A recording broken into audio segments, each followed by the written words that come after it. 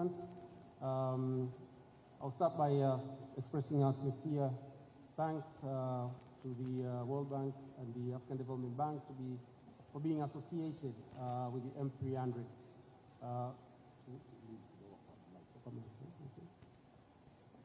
To be associated with this summit as well as the M300. We've heard a lot from this morning on what the M300 is. However, one needs to know that M300 is not anchored in the sky. We have a continental initiative, which is a flagship project of the Agenda 2063, called the Africa Single Electricity Market, and its component, the Continental Power System Master Plan.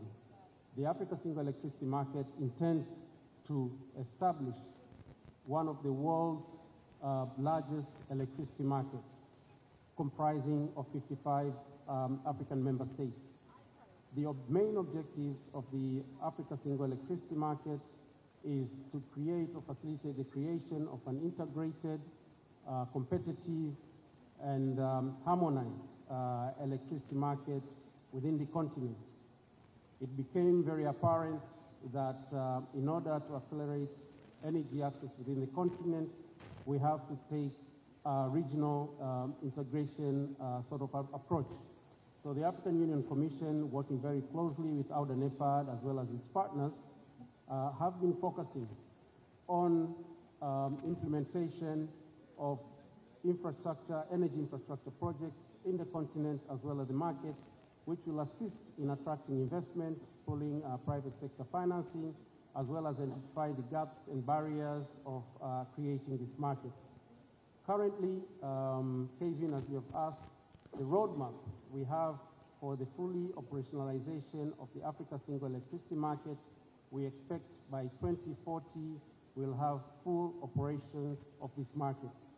What we are doing at the moment as the AUC, working with our partners, including the power pools and the regional regulators, we are developing instruments. These are the key instruments, the mechanisms which will facilitate us develop or support harmonized tariff mechanisms. I think we heard some of these being highlighted this morning in the fire chat. We are also working on developing protocols, guidelines, and regulations which are very key, which will facilitate the trading of electricity within the power pools and inter-power pools, which means within the regions.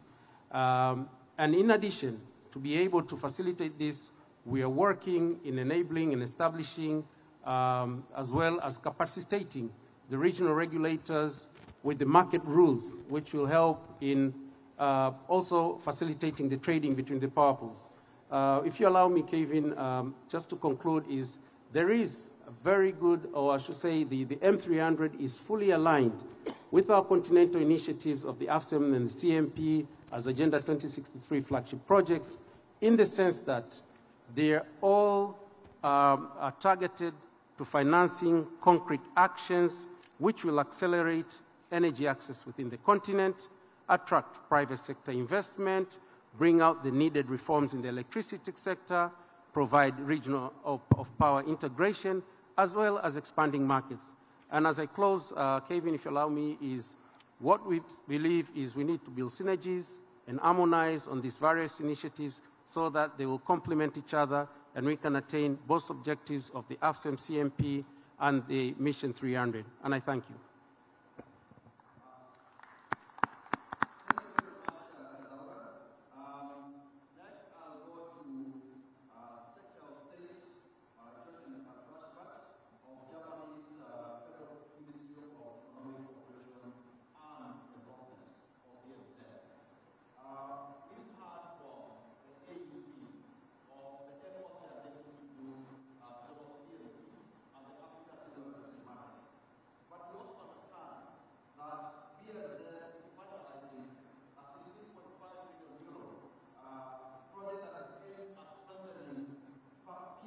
African actors and supporting the Africa Single Electricity Market and CMP.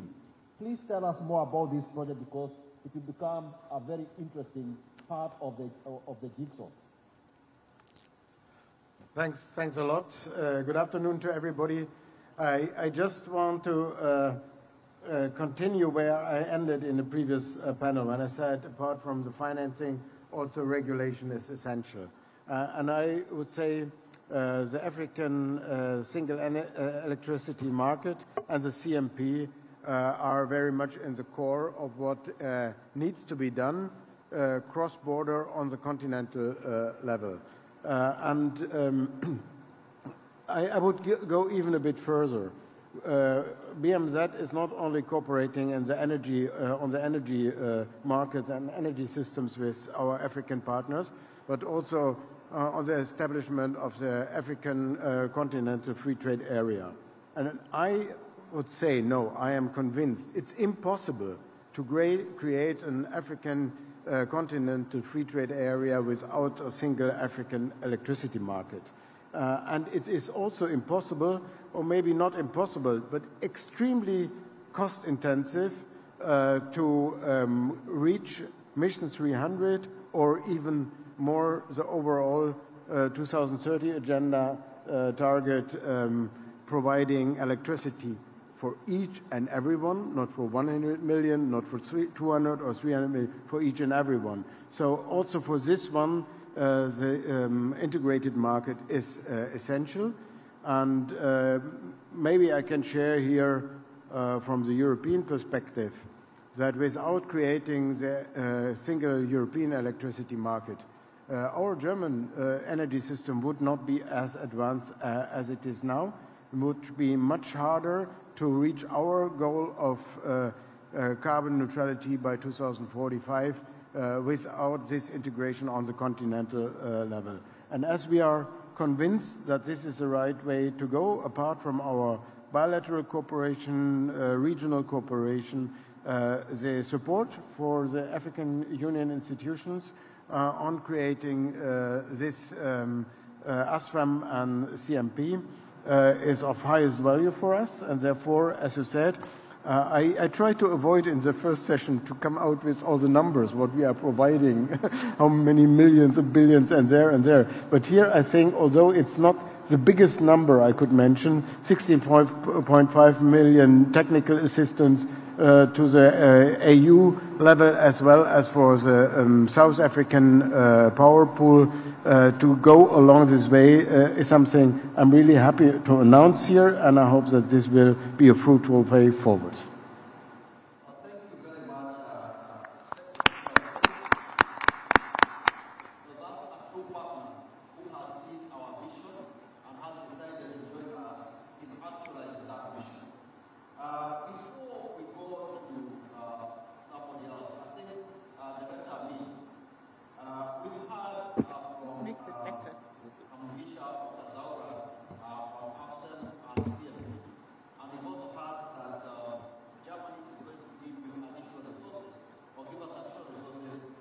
To further develop these tools. I think at the end of the day, the aim is to convert CMP and AFSEM into tangible physical assets that will interconnect the entire continent. What is AUDA NEPAD doing in this regard?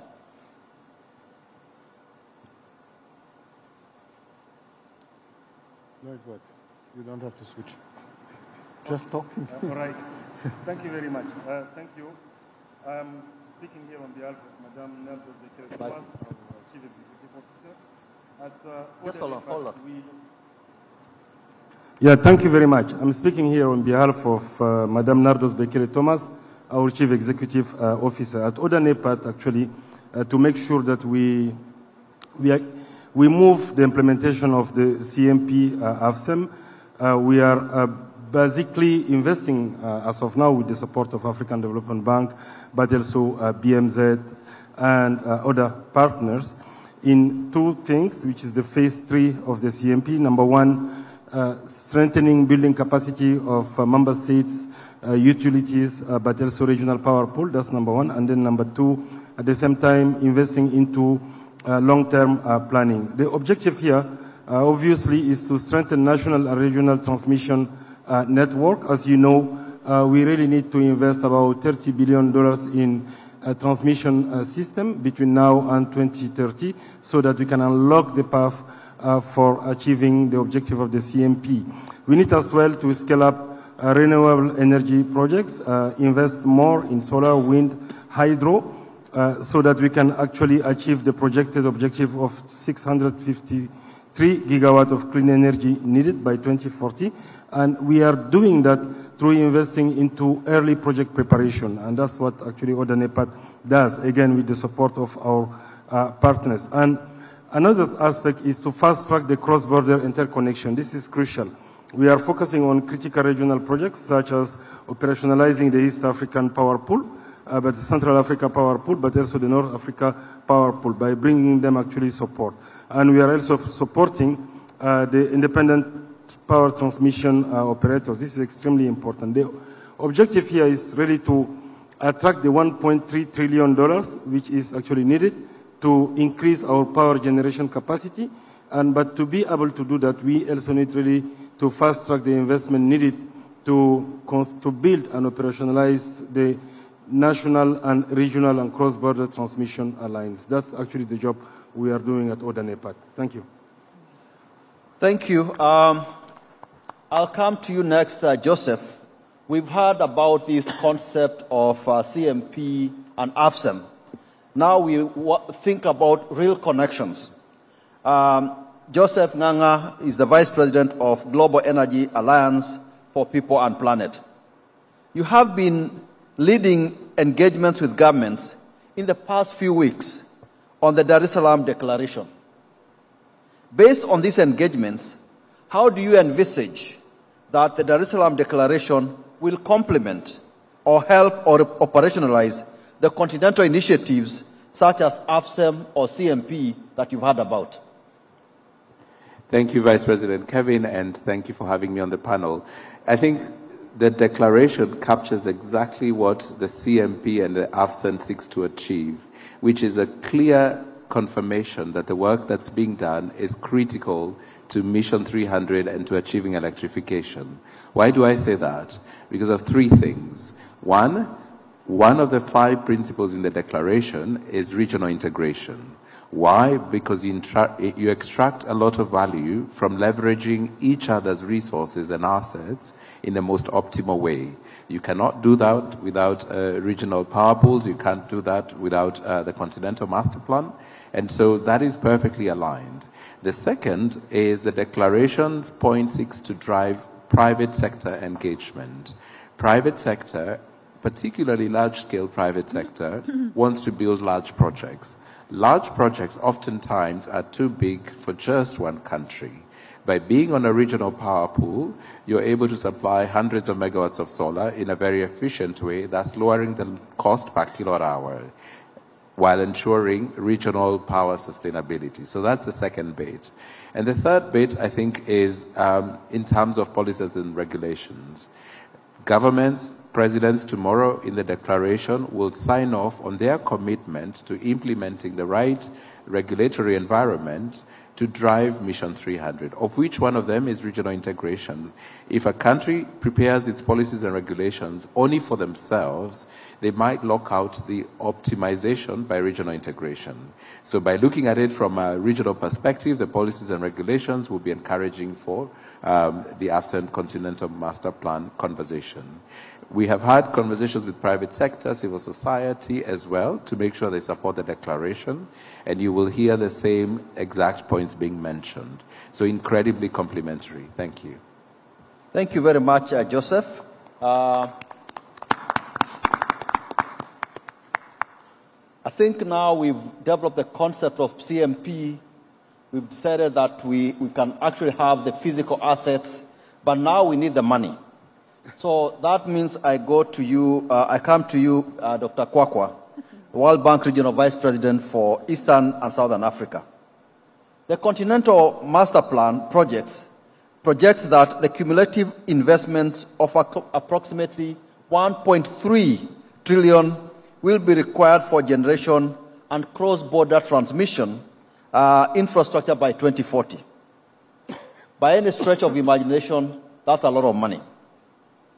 What do you see as the role of MDBs such as the World Bank and the African Development Bank groups, in implementing the Continental Power Master Plan to ultimately actualize the Africa single electricity market and translate it into a reality. Okay, thank you very much, and thank you for the opportunity to be on this panel.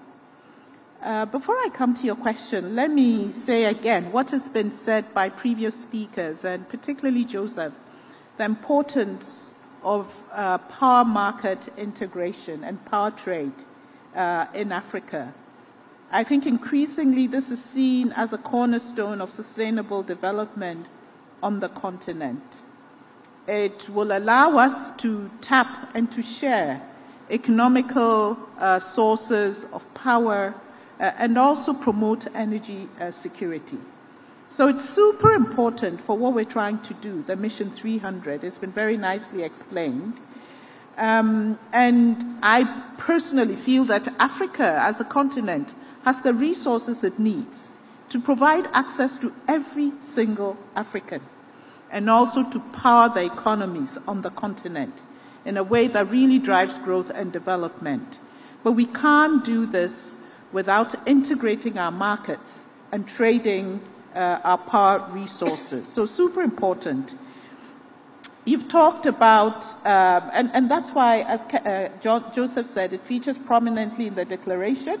It also features prominently in the energy compacts that the countries are preparing. And so all of us recognize this and accept it. And I thank you for the work that Oda NEPAD is leading in this regard. Now, what role for MDBs? I think MDBs come in a variety of ways. First, as you said or alluded to, the financing, so bringing the money, and particularly helping to tap concessional money, both from the AFDB, from the World Bank, of course from other partners. But it's not just about bringing money. I think the volumes are important, and we're all stepping up on the volumes. It's also important that we're working in a way that we use concessional money to catalyze private money, because you need both public and private resources. The amounts are huge. So that's one thing. And we also need to work in ways that bring innovation. You know, we can't do business as usual if we're really going to accelerate the pace of electrification and the integration of the market. And so all of these are important, and this, I think we recognize. Mention the policy and regulatory support that needs to come. And this is another area where MDBs like the World Bank and the AFDB can support and building the capacity of operators, enforcing regulations, the ability to enforce regulations and really make the markets function well. I would say that a very important element also is partnerships. You know, nobody can do it alone. The World Bank can't do it alone. The AFDB can't do it alone. We have to really work together to make this different and to make this work and to get to the single market that we're seeking to do. Let me quickly give a couple of examples of some of the work that the World Bank has been doing. I would say first, just in terms of volumes for the market integration agenda, between 2017 and now, we've mobilized about $7 billion for the market integration agenda, a lot of it in concessional money. To give concrete examples of some of the projects, we've just in 2022 saw the achievement of the Kenya-Ethiopia interconnector, which is now allowing Kenya to buy up to 200 megawatts from Ethiopia, and that could go as high as 400 megawatts. And again, that was done in partnership, not just by the World Bank, but with AFDB, and then with Agence France Développement. So partnerships are super important. We also have the Malawi-Mozambique line that is going to get completed this year. That again is a partnership with the World Bank, with the KfW and other European partners. And then we're also playing in the policy and capacity building space through the support of generous partners like Norway, Sweden, through ESMAP support. So these are some of the things that we've been doing. Going forward, we're stepping up and we're going to do more, aligned with Mission 300. And particularly moving from project-by-project approach to long-term program approaches. And so we've recently launched what we call the Regional Energy Trade, Transmission Trade and Decarbonization Platform, which will run alongside Mission 300 for at least the next 5 years, a little bit more, which is an effort to really provide support, accelerated or enhanced support to the Southern African and the Eastern African power pools. So we're calling it Retrade, and I'm pleased to say that just last week our board approved a 1.26 billion of the Retrade for the Southern African power pool that will really, over some years, support the development of energy trade in the Southern African power pool. The first project that's been approved is the Zambia part of the Tanzania, Zambia, Kenya corridor, which is super important because when it's achieved, it will bring into being the last part of that corridor that links East and Southern African power pools, which will create geographically the largest power market globally. So that's really transformative and would really make a huge difference. And of course, we're working with others. In terms of innovative financing, we're working with IFC to put in place this transmission infrastructure finance facility, which is really the blended finance idea of bringing concessional resources to help address some of the issues around high risk and the cost of transmission infrastructure for the private sector, so that you incentivize the private sector to come in and do some of what it needs. I think at the center of this is really looking at transmission as something that the private sector can do. In the past, we've always looked at this as public sector, but part of the innovations is really coming in and supporting private sector to do more, and there is scope for that to happen. So let me close again by stressing the partnerships between, of course, the public and the private philanthropies, but importantly, the partnerships between the MDBs. And we're working closely with the AFDB in Mission 300, and we'll look forward to doing some more to make sure that we can seize the opportunity of market integration to achieve the bold ambition of Mission 300. Thank you. Thank you very much, Victoria. Thank you. Being an electrical engineer, I can actually see electrons flowing from Ethiopia to Kenya through the Kenya-Ethiopia interconnector, to Tanzania through the Kenya-Tanzania interconnector, from Tanzania to Zambia through the Zambia-Tanzania interconnector, and to the Southern African power pool. I think this is what we are. This is the essence of the Africa Continental Power Master Plan, and I think the infrastructure is going to be in place and result in actual trade throughout the continent. So I think finally, Mr. Francesco La Camera, who is the Director General of the International Renewable Energy Agency, I have one question for you. How can frameworks like the Africa Continental Master Plan and the Africa Single Electricity Market act as catalysts for achieving the goals of Mission 300, and how is IRENA supporting these efforts?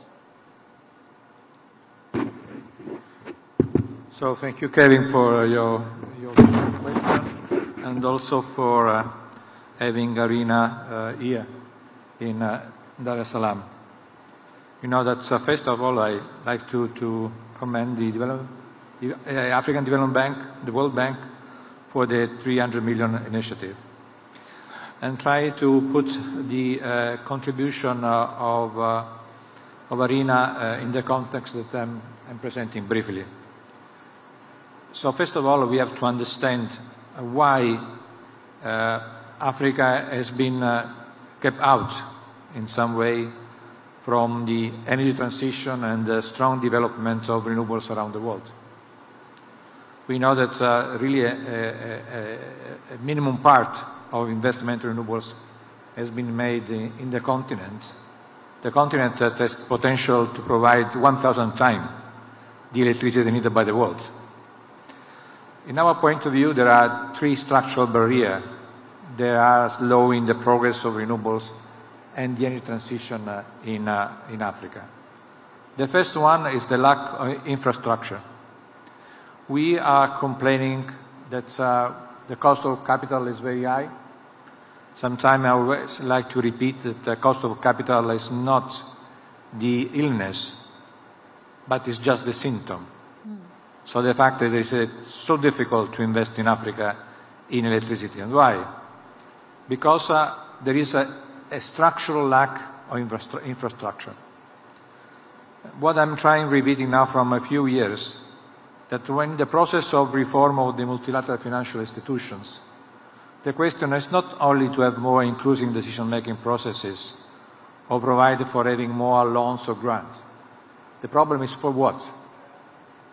In my point of view, the multilateral financial institutions should be focused on the building on the infrastructure that is needed to support the new energy system that is coming.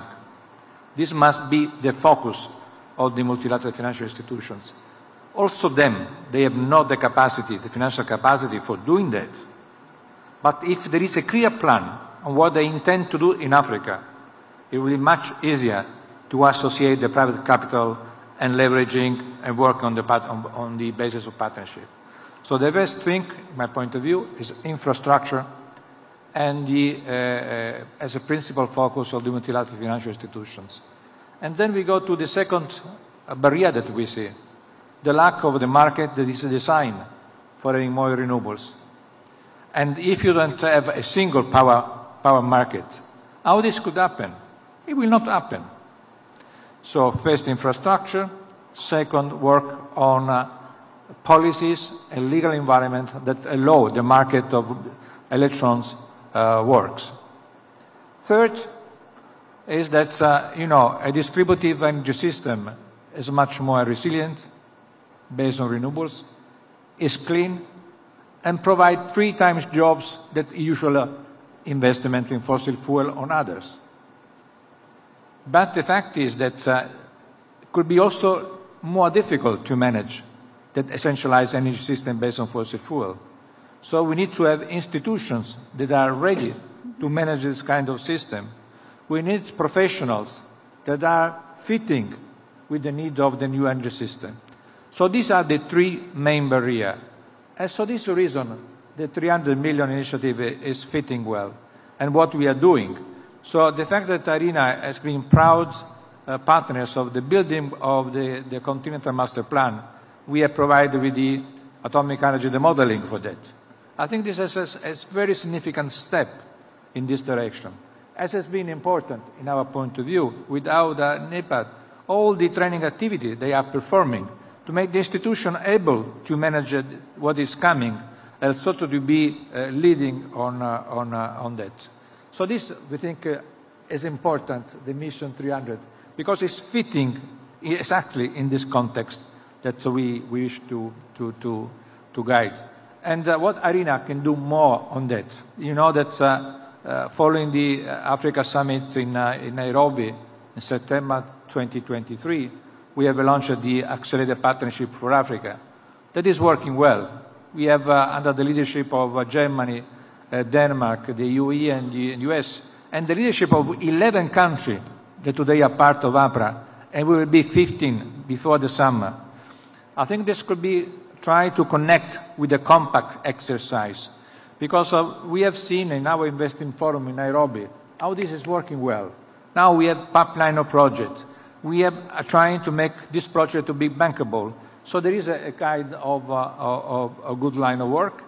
And we also put in this our ETAF, our financial platform that has now 14 partners, including Africa 50, including the World Bank. including with the IFC and MIGA. I think this could be another instrument. So please, present project to ARENA. We will try to work with you to assess, prepare the document for the bankability, assess the bankability, and going forward. And just to say, in closing, how good has been the APRA initiative, that we are trying to showcase that. So we have launched with, in Azerbaijan, in Baku, an initiative, similar initiative for Central Asia. We will launch it at the end of this year, another initiative for Southeast Asia, but trying to remain to Africa. So, first, infrastructure, crucial role of the multilateral financial institutions, and all are we ready to work together for making this initiative to be a success. Thank you very much. Thank you very much. So I think we are coming to the end of the panel session, but I'll still ask just one generic question for all of you, and in particular for Victoria and Joseph and maybe Kamugisha, because we are partners in the Mission 300. So if you look at your crystal ball and envision this Africa Continental Power Master Plan has been developed, fully developed, and throughout the NEPAD and other partners, we have been able to build this infrastructure that facilitates this market trade. What is your vision, especially with regard to Mission 300? Let's start with you, Joseph, then Victoria, and then we'll come to you. 1 minute each, please. Thank you, Kevin, and it's a very interesting question. I will answer it by quoting the Minister of Power from Nigeria, who in a panel somewhere in Barcelona said, if Kenya's peak demand is 4 hours ahead of Nigeria, and we each have 4 hours of peak demand, why are we both building peaking plants? Why can't we leverage each other's infrastructure to finance, to actually use the power more efficiently? That can only happen if you have a continental master plan and you have the infrastructure such that the peaking plants in Nairobi are available when Nigeria needs them. So my vision is we have the infrastructure, physical, in existence, and I'm delighted that we're now moving towards private sector investment in this infrastructure, but also the trading mechanism to optimize for every country's needs so that we get the cheapest electron, we maximize the capital asset utilization towards a more competitive electricity market. Our continent will only develop if we have affordable power, and this is one key part of that. Thank you. Victoria? Thank you. Look, I mean, first of all, if it's been achieved, that's super exciting, and it makes everything much easier. What I would like to see is essentially a point that the minister from Nigeria raised this morning, that he's trading and not getting paid. You know, so how do we make sure that there are good rules of the game that encourage countries to trade? And nobody's saying, well, I can't get paid if I put my power out and I give it. And you have a situation where sometimes countries can be exporters.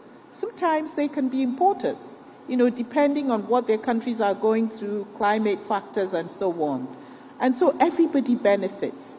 And together we're pulling the continent forward, we're providing the access to individual households, and we're also powering our economies to pull this continent out of poverty and into prosperity.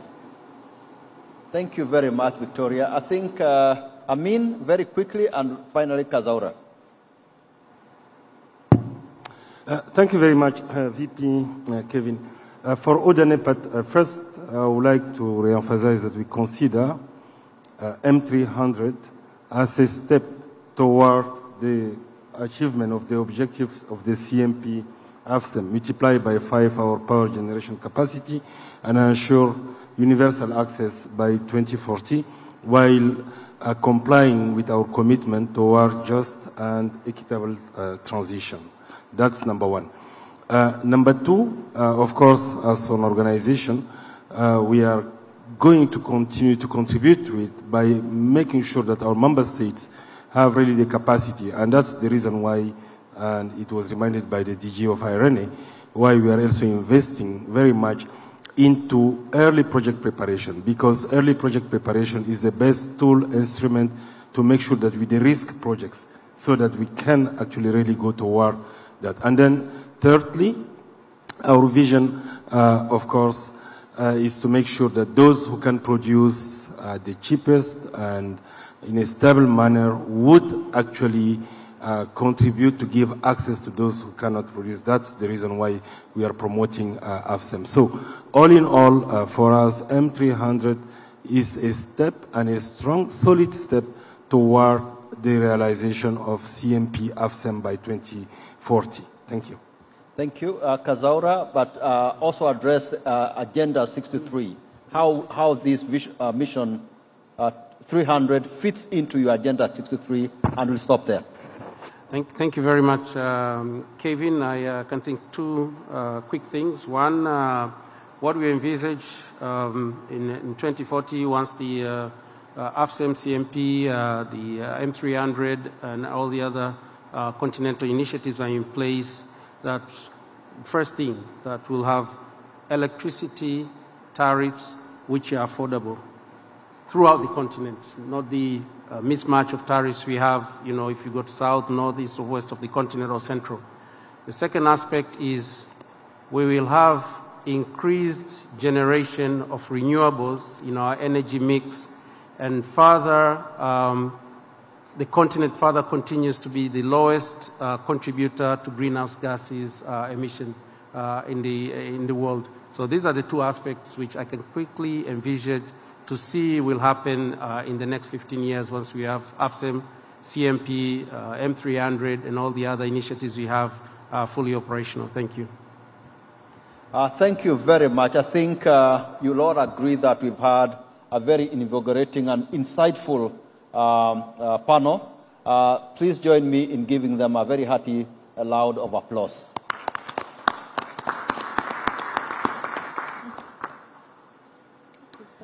Ladies and gentlemen, let's do the exact same for Dr. Kevin Kariuki for an excellent job of moderating. Thank you very much, sir. Might I invite all of you for a photo opportunity, if I can invite you just to step forward, and the official photographers to please come and facilitate the photo opportunity. Ladies and gentlemen, if I might have your attention while that photo opportunity is underway, to explain the final part of our program for this afternoon. We are now going to transition into a short series of really brisk and really concise conversations. We're going to be calling up onto the stage the moderator and their panelists, in most instances 2 or 3 panelists at the very most. And the view here is to really shine the spotlight on some of the challenges and opportunities in the sector. Before I call up our first of these sessions, let's please give our panel a final round of applause as they descend stage. Thank you very much. Gentlemen, thank you very much. Madam, thank you very much. Standing by now, ladies and gentlemen, to speak to the question of off-grid and the productive use of energy, it's my pleasure to invite in the role of moderator Manoj Sinha, the co-founder and CEO of Husk Power Systems. And as Manoj comes up, thank you Manoj, please let me also call on Clement Callis, the CEO of Signum Capital, as well as Matthias Charles Yabe, the CEO of Aquafresh. Let's give them a round of applause, ladies and gentlemen, please. Thank you very much. Just so you know, I'm taking my CEO place, William Brent. Just so you know. And you're taking this? Oh, William Brent. Okay. Just a quick, a small deviation. William Brandt is standing in for his CEO, Manoj Sinha, and will therefore take on the role of moderating this session. Ladies and gentlemen, once again, inviting you to lean in to engage. These sessions are going to be fast-paced and short, and so we're looking forward to your attention and your participation. Over to you, William. Thank you so much. Good afternoon, everyone. It's great to be here. As mentioned, this is going to hopefully be a fast-paced discussion. I am not going to stand at the podium, but sit here with the other panelists. We have an interesting mix of people here. We have a very early stage company working in Ghana and looking to expand into additional countries in Africa doing cold storage and e-mobility. AquaFresh, and we also have one of the leading debt providers in our space, Signum Capital, Clemens Caliche, as mentioned, and I'm William Brent, the Chief Marketing Officer at Husk Power. We're a growth stage mini-grid developer, so it's a little bit of an interesting combination on both on the practitioner side, but also on the finance side. So I think I'd like to kick off this conversation. You know, there's been a lot of discussion around productive use, so-called productive use, but I think that it's a very amorphous term that people often interpret in very different ways. So thought I'd begin by asking Matthias and Clemens, you know, sort of how you define productive use. What is productive use to you? Hi. So for me, I think productive use of energy has to do with making use of different energy sources to ensure that it creates economic value, in that it's able to help create job opportunities and then improve livelihoods of people. Comments? Okay, so I struggle with this term as much as probably many of you, and in some way as a provider of capital, to me that term doesn't really capture what the essence is of what we're trying to do. I mean, ultimately, we're in the business of supporting new companies in developing and implementing new business models, and as providers of credit, i.e. lenders, we need to make sure that the money comes back to our investors with a certain return.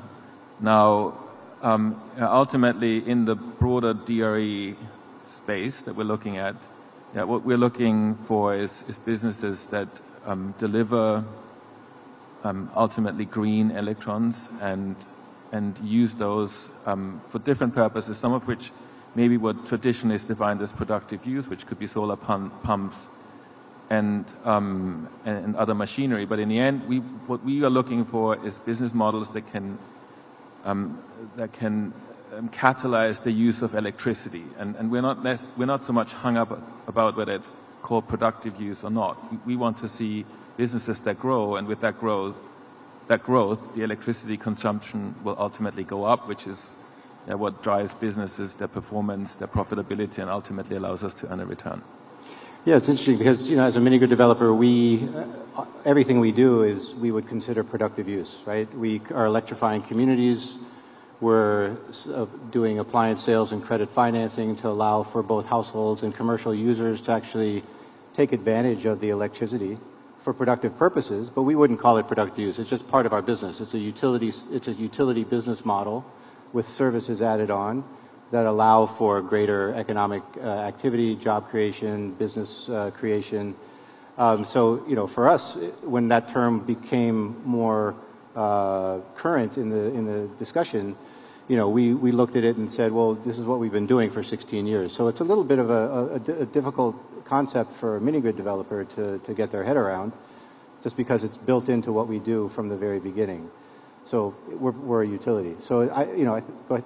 Yeah, so I mean, maybe to put this in context of how, as a financier, we approach this. I mean, Matthias, William and I sat down beforehand and discussed a little bit about this very topic, and I was trying to learn about Matthias's business. He's a social enterprise that provides cold storage for farmers in rural locations that don't have access to cold storage, right? So clearly that's a productive use conversation, but my questions to him revolve around other topics. So I go and ask him, okay, Matthias, how long have you been in business, and how are you growing your business? What is it that's required to roll out your solution? So Matthias, maybe you can repeat a little bit what you do and what it takes to scale this business. Right.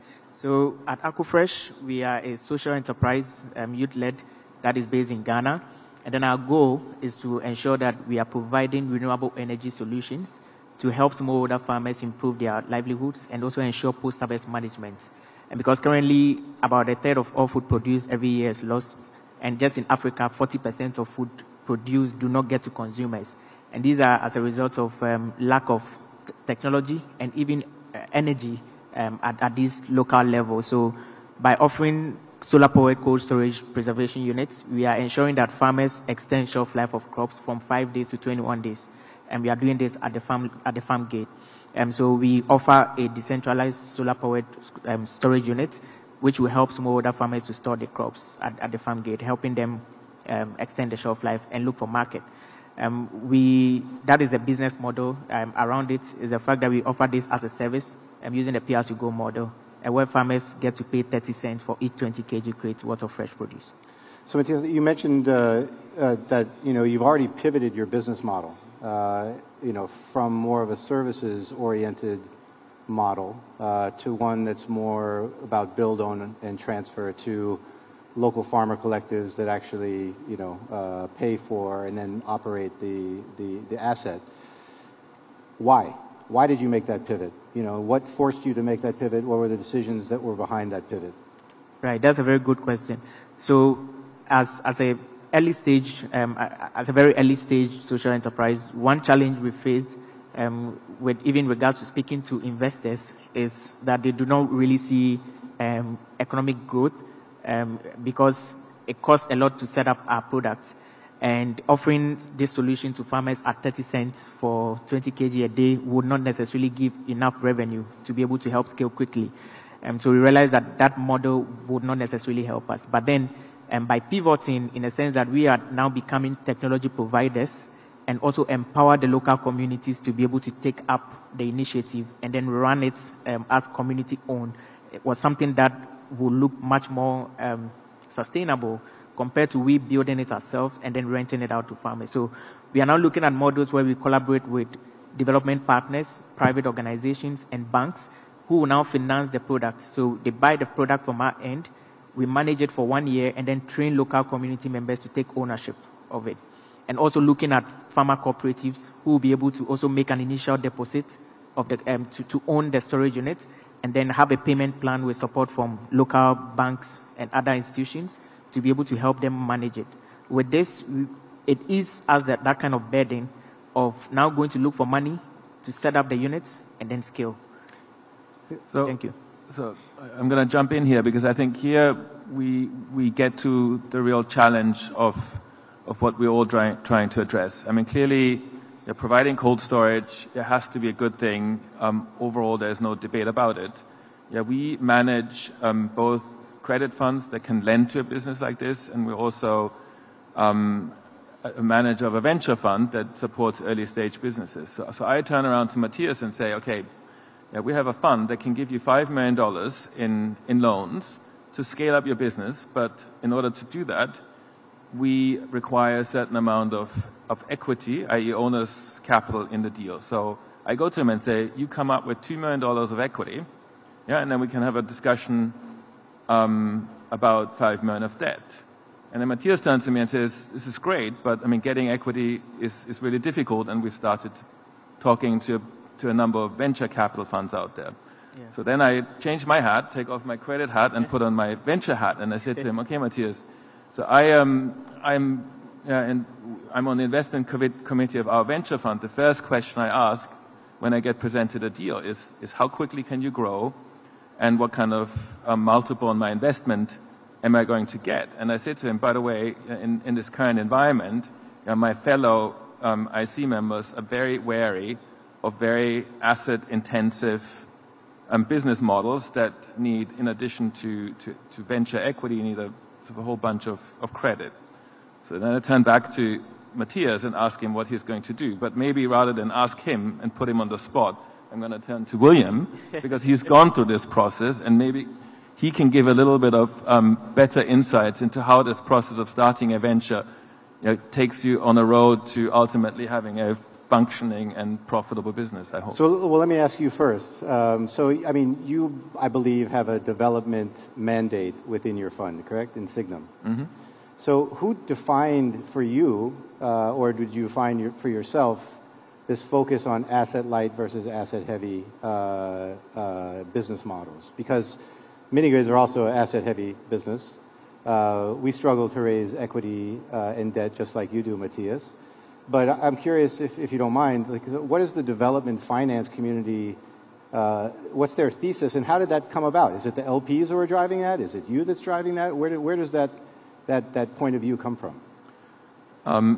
That's an excellent question, actually, because the investors in our venture fund are development finance institutions that would all subscribe to the developmental outcomes and the necessities of a business like Matthias's or mini-grids. At the same time, the venture model follows a very specific trajectory of generating returns for its investors. It relies on sort of relatively rapid growth. It also requires most companies to be able to transact outside of their home market, which typically is too small to gain, to allow them to gain the size that they can ultimately exit at the valuations that's required for a typical venture-funded model. I think of it as a first-stage investment, a seed investment followed by 2 or 3 rounds of capital. At each stage, the venture capital universe requires the valuation to go up by a factor of, name it, 3 to 5 times. So you quickly see that for a company to be successful, a venture investor needs to see being able to have a valuation of $100 million. I'm picking some relatively random numbers in orders of magnitude. Then I can look at, and so that's not necessarily imposed on us by the development community that funds us. It's the way the market works, because even development finance institutions want their money back, and in the venture world, that's the way to an exit.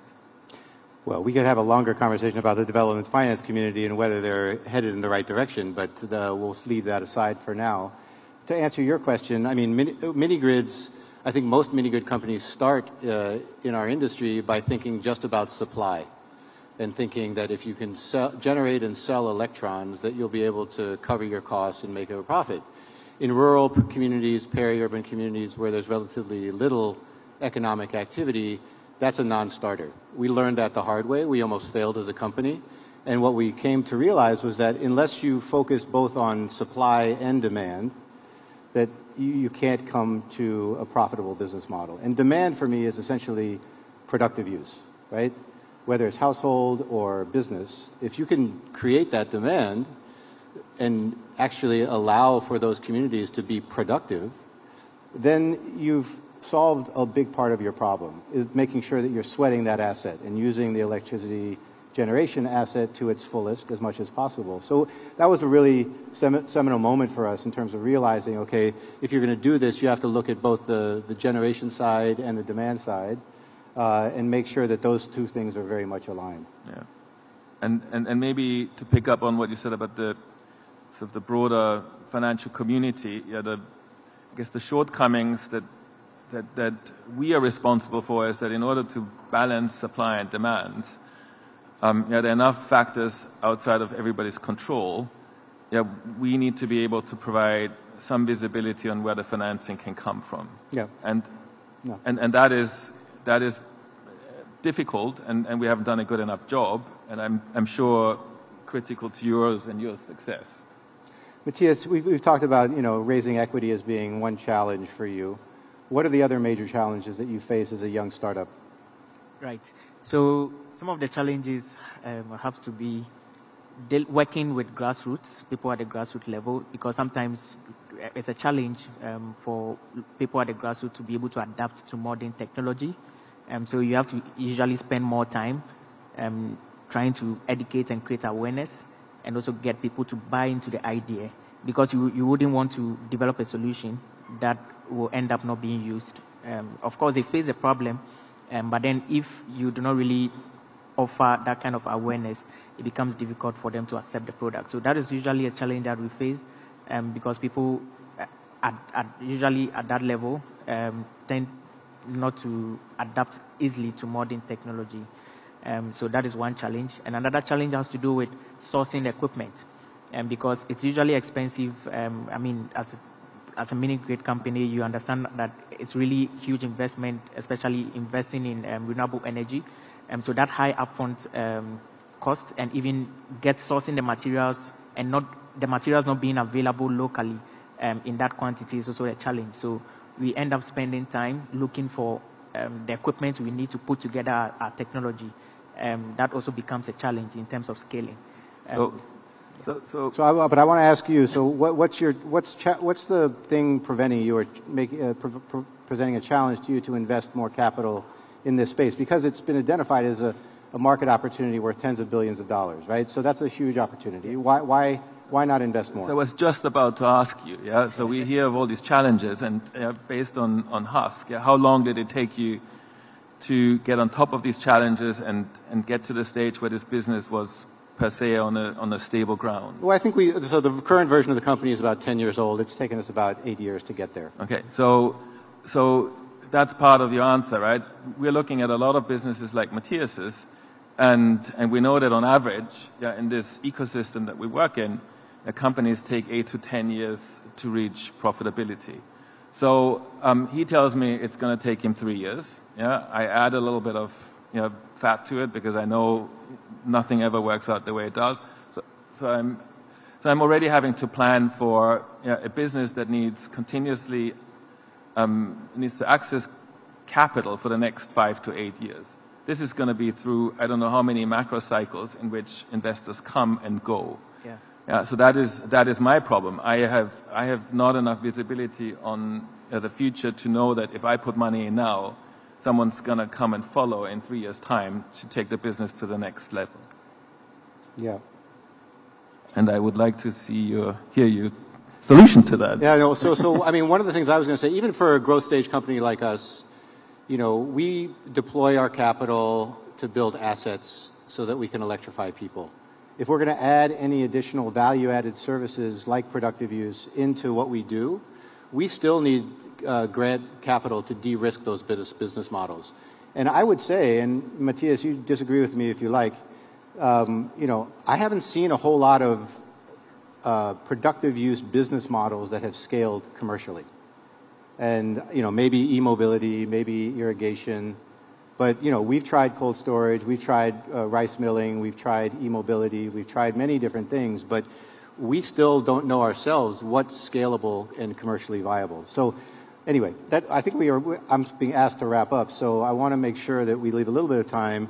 So we're here for Mission 300, right? This big initiative, productive use is part of it.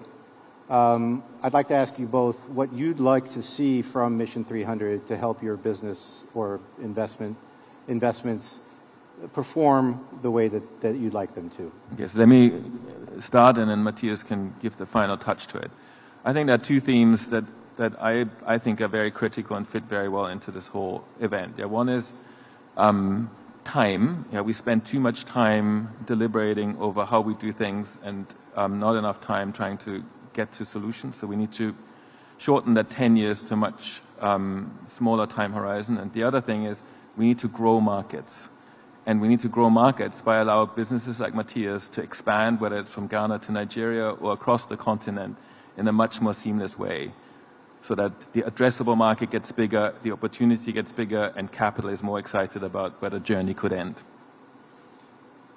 Right. For me, I think Mission 300 should also prioritize collaborating with younger organizations, because usually what we usually see is most of these initiatives work with really large organizations, and it doesn't really give younger organizations that kind of experience as well. So when we go to investors like Clems, they always want to say, okay, what previous experience do you have, or how does your book look like?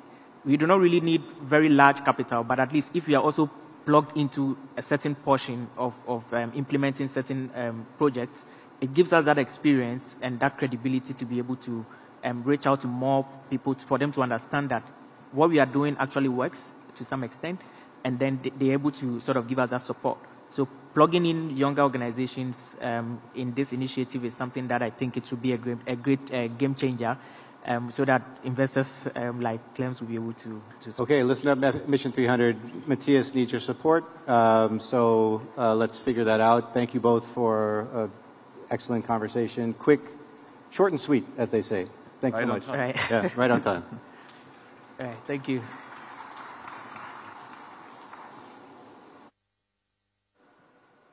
Thank you very much. Un grand merci à nos panélistes et notre modérateur pour la qualité de leurs interventions. Distingués invités, mesdames et messieurs, nous l'avons dit, nous enchaînons aujourd'hui les sessions, les panels. Nous avons beaucoup à dire cet après-midi. Nous poursuivons avec un panel essentiel intitulé « Mobiliser la société civile pour électrifier l'Afrique ».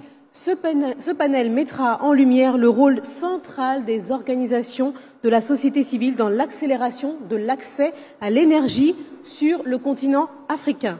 Alors, pour modérer cette discussion, j'ai le plaisir d'appeler sur scène Semke Kilonzo, qui est directeur exécutif du Policy Forum en Tanzanie. C'est un leader reconnu pour son engagement en faveur de politiques inclusives et participatives.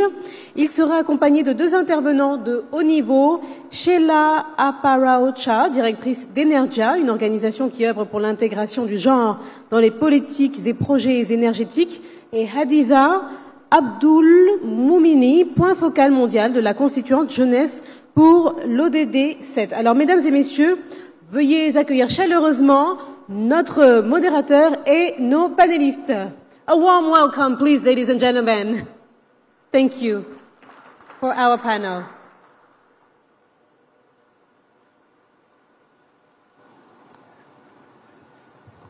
How do you operate this?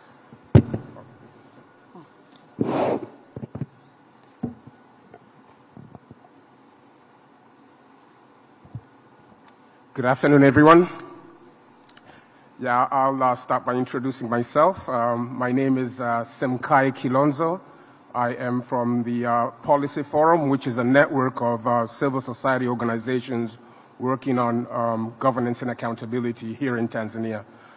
We've got our network has about over 80 organizations brought together in their interest on issues around poverty reduction, equity, and democratization.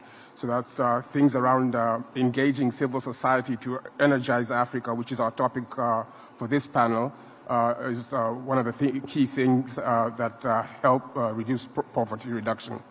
So just really quickly to introduce the topic, we know Africa, and we've heard this morning and through the course of today that Africa faces significant challenges in ensuring universal access to sustainable energy, and civil society organizations have emerged as critical agents, and they have a key role to play as agents of change in terms of contributing to policy advocacy, issues around their work with community-based solutions. Most of the times we've seen very good examples of innovative work being done and their efforts to make energy access more inclusive. And last but not least, obviously, a huge role that they play in bringing government to account, duty bearers to account for the promises that they make. So without further ado, I'd like to let you know that we've got distinguished panelists here who will have stories and strategies of how civil society and youth can amplify their voices in energy policy and collaboration with key stakeholders. My first panelist is Sheila Aparaocha. She's a leader in gender and energy, works for an organization called Energia, and has about 26 years experience in women's empowerment in energy access. The second is Hadiza Abdul Moumini, and she's also done quite impactful work promoting youth leadership and equitable clean energy access and advancing clean cooking practices in Nigeria, and she's a global focal point for the SGD 7 in Nigeria. So really quickly, I'd just like to jump right in it. I have questions for both of you. First is what inspired each of you to engage in the energy sector in Africa? I'll start with you, Sheila. Thank you. Thank you. So it's a pleasure to be here.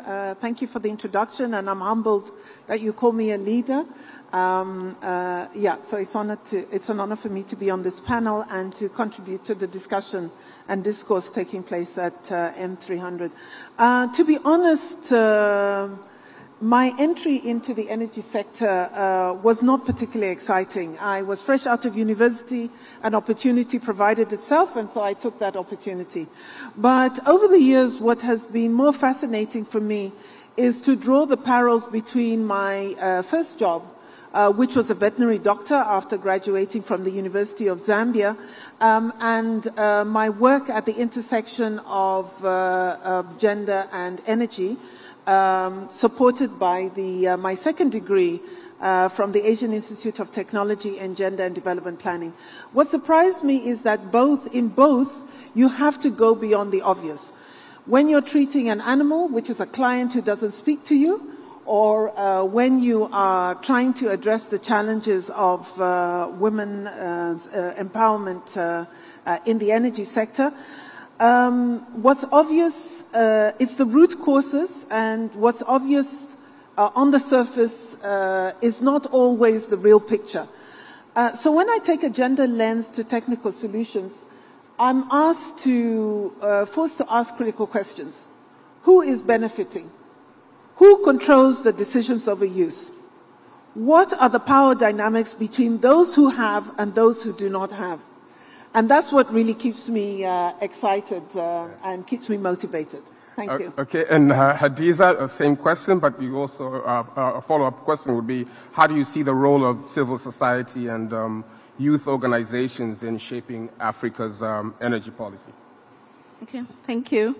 I think the inspiration for me was mostly because of the lack of stable access to electricity in my country.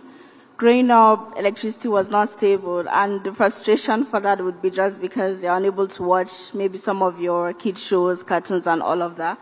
But as I was growing older, it became to be a bigger problem because you're unable to really work. It threatens your work. These days, most of the work are virtually. You need your computer, and oftentimes you are scared because you have a meeting and there's no electricity for you to power these gadgets that you have to use to attend the meetings.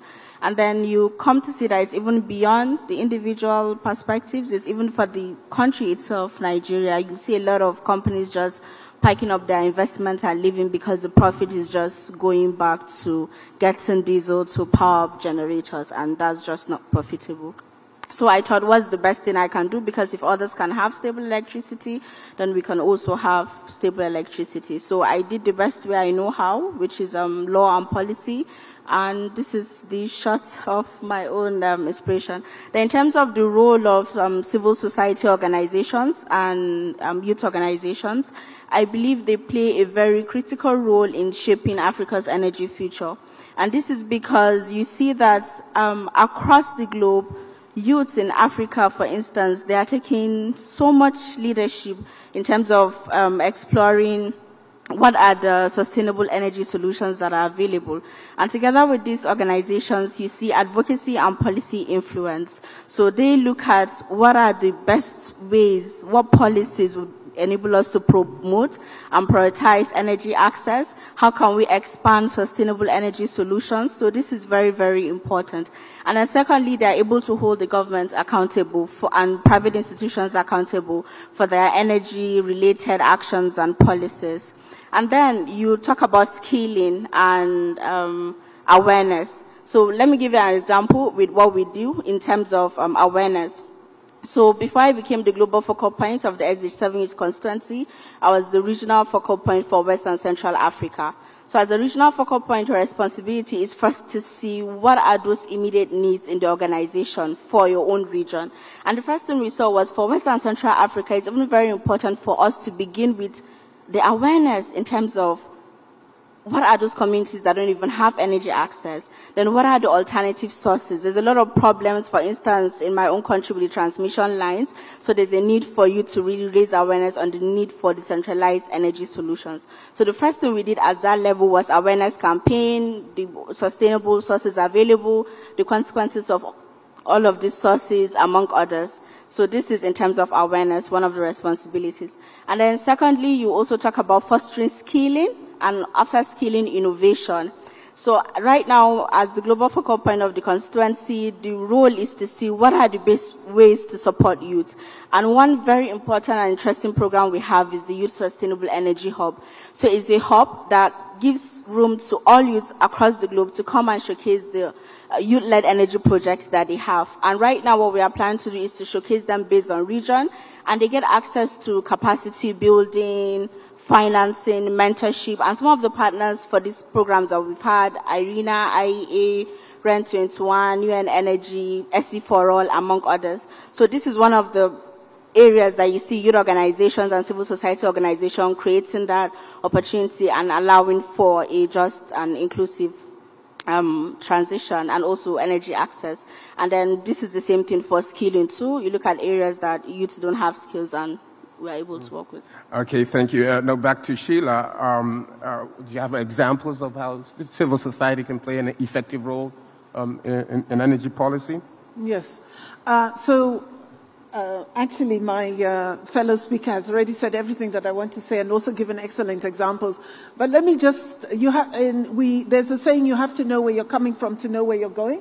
And I think it's important if we step back, whether it is 2015 or 2021 when we had the World Summit of Sustainable Development and you couldn't talk about energy poverty, 2015 when you have the SDGs, on going forward, that civil society organizations were the first to start talking about, for instance, decentralized renewable energy, clean cooking solutions, before our governments and our private sector came on board. So I think it's very good to recognize that. And having said that, we're here in Tanzania, so I'll just give two examples. Tatedo, you cannot work in the energy sector if you don't know about Tatedo. Tatedo has been a shining example for over 30 years, really bringing inclusive business models, testing them, making them proven business models. A lot of that we're using today, whether we're talking about multifunctional platforms that they started with, to mini grids, to now using electric cooking and trying to make that affordable. So that's 30 years. The Tanzania Sustainable Energy and Gender Network, really working on empowering, creating a much more enabling policy environment for women in the energy sector, have been catalytic in working in partnership with the Ministry of Energy in Tanzania in developing the Sustainable for All Gender Action Plan. And right now are also innovating in village-level adaptation plans, not national, but village-level adaptation plans really driven by villages and aggregating them so that they can feed into district-level planning. Nigeria. I saw Habiba today, so I'm going to be remiss if I don't mention Society Renewable Energy Technologies and Solar Sisters. You know, when we talk about CSOs, it's not just NGOs. Yeah. We had mini-grids developers here saying they're not making profits. They are also part of the CSOs. Here, these are two organizations that over 10 years or more have empowered thousands of women entrepreneurs in very rural and remote areas in Nigeria where nobody else is. Nobody else is in these communities. I've been there to get business skills, deliver clean energy products, and even be innovative with digital literacy. Currently, Solar Sister is piloting a solar mill machine based in local communities, so you don't have to transport things, the long travel and the distance that women have to take in order to transport their farming products to mill. So those are two. And of course, your own organization that's working on accountability in the country. Thank you.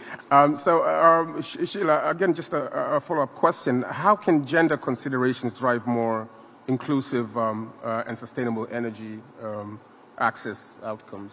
Okay. Thank you for the question. So inclusive and sustainable outcomes, that's what we want to focus on. So within Energy's experience, we feel that there are 4 critical approaches. The first one is to end energy poverty for women.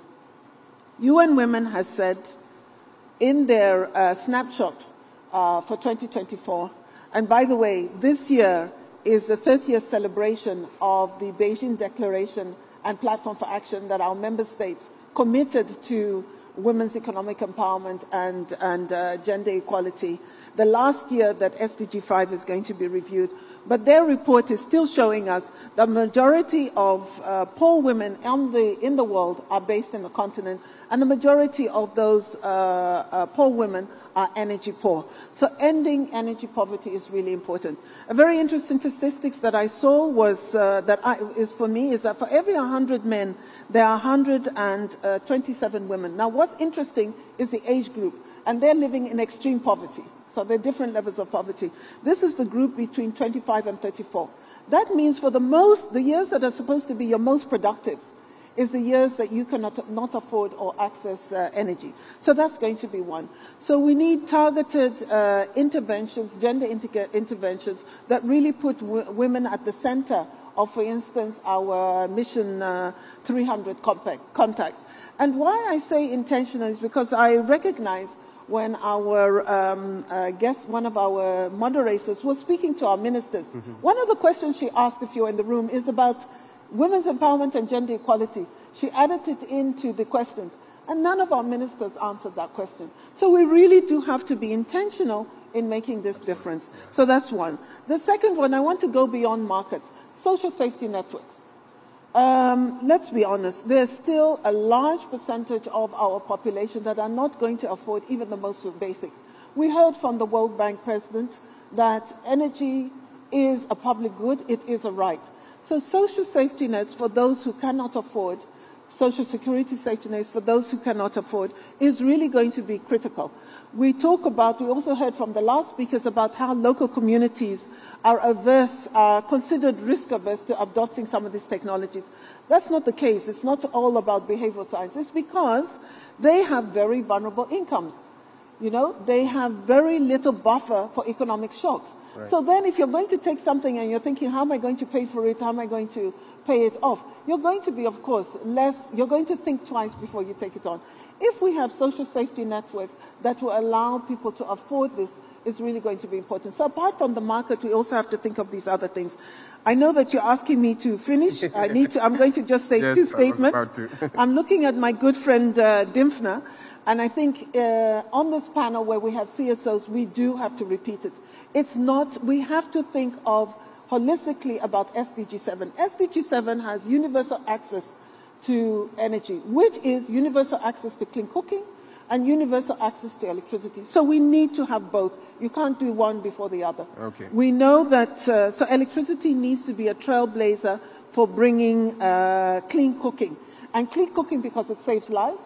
In fact, my 26 years of experience is going to allow me to be so bold as to say, if you do not have clean cooking in your initiative, it's a gender-blind initiative. It's going to increase inequalities. It's not pro-women. All right. So, okay, I'll end there. Thank you. Thank you.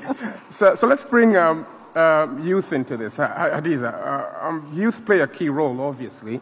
How can we enhance the inclusivity of youth voices in the energy spaces? Okay, thank you. I think one stark reality that we must acknowledge, which is why I'm so happy for this question, is at the tables where critical policies are being shaped, you simply do not find youth voices. You simply do not find youth there. And it's not because they don't want to be there. And youth have fresh perspectives, innovative ideas, and they hold the long-term impact of these policies that are being shaped today. They are rather seen as passive beneficiaries instead of the agent of change that they are, or the partners in shaping these policies. And I believe some of the reasons for these marginalizations is because maybe there's lack of trust in the capabilities of youths, or maybe there's no resources to engage them, or there's no knowledge of all these initiatives and activities that youths are putting to show their interest and their need to really shape all these policies that are being made. Now, these are my recommendations in terms of how youth can really be made inclusive and to help shape these policies. One is to have a formal youth engagement mechanism, a youth advisory council. And this was the case I saw in the UAE. in the UAE, United Arab Emirates, both public institutions, private institutions, government institutions, all these institutions, they are required by law to have a youth advisory body. So for every policy that they make, you know that it has the perspectives of the younger generations contained therein. Then secondly, if the fear or the reason for not engaging youth is because there's fear of, or there's doubt as to their capabilities, then train them. Recently, I serve as the co-chair of the Arena Youth Council. Then we organized the Arena Youth Forum along the sidelines of the Arena Assembly. And a lot of youth from over 50 countries came. There was a lot of, it was very, very intensive, but there was a lot of opportunities for youth, and they were able to be merged together with leading experts in the energy sector. And one thing that I realized was the UAE youths, they stood out. Some of them in the workshops I attended, they have served as negotiators, and they were sort of given a workshop on that. They were aware of their country's NDCs, of their country's energy plans. So they have that sense of ownership. If you are able to train the youths and make them understand what the position is, then you give them that sense of ownership and you get to have more out of them. And then secondly, all these youth organizations, CSOs, invest in them so they could further amplify their impact. And then lastly, for missions such as Mission 300, I think it's very important that we have a platform that removes all this geographical barrier, an online platform that allows you to have all the youths there. So at all times, from the beginning, middle, up until the end, you get to ask, and you hear without any filter, what are their thoughts, how is it going, what are their suggestions on this project. I believe this way is able to bring about youth inclusion. Yeah, we just have a minute and a half, so I'll just jump to the last question for both of you. How do you think civil society can better collaborate with the other stakeholders, government and private sector? Yeah, you've got a minute for both of you. Okay. So I'll just be quick then. Okay. So I believe the collaboration is very essential, as we're all aware, but oftentimes it doesn't happen because of some barriers, lack of trust, lack of communication, bureaucracy, red tape hindering of project implementation, or just different priorities and agendas. So if this, all these barriers could be removed, then the rules of the civil society organizations, youth organizations, can then, they'll be able to work collaboratively with the government. The government does the policies, the private sector bring the investment, and the CSOs are the ones that are willing to go to the grassroots level.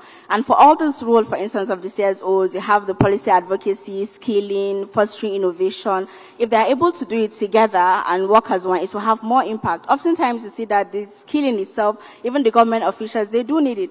Sometimes for these policies that are being made, you see that the CSOs can bring that evidence from the grassroots engagement that they've had, and you have policies that are more effective. Thank you. Sheila, same question. You. Yes, a minute and a half, but because this is the only, I think there are only 2 spaces in this conference where civil society is, please allow me to add an extra minute. I think we are entitled to that. We're going to be remiss if to respond to your last question about youth empowerment and women's empowerment, if we don't talk about jobs and leaderships. We saw examples of wonderful leaders, including Her Excellency, the president of the country that's hosting us, but there are too few women in the sector. And as jobs are being created in the clean energy transition, this could go to youth and women.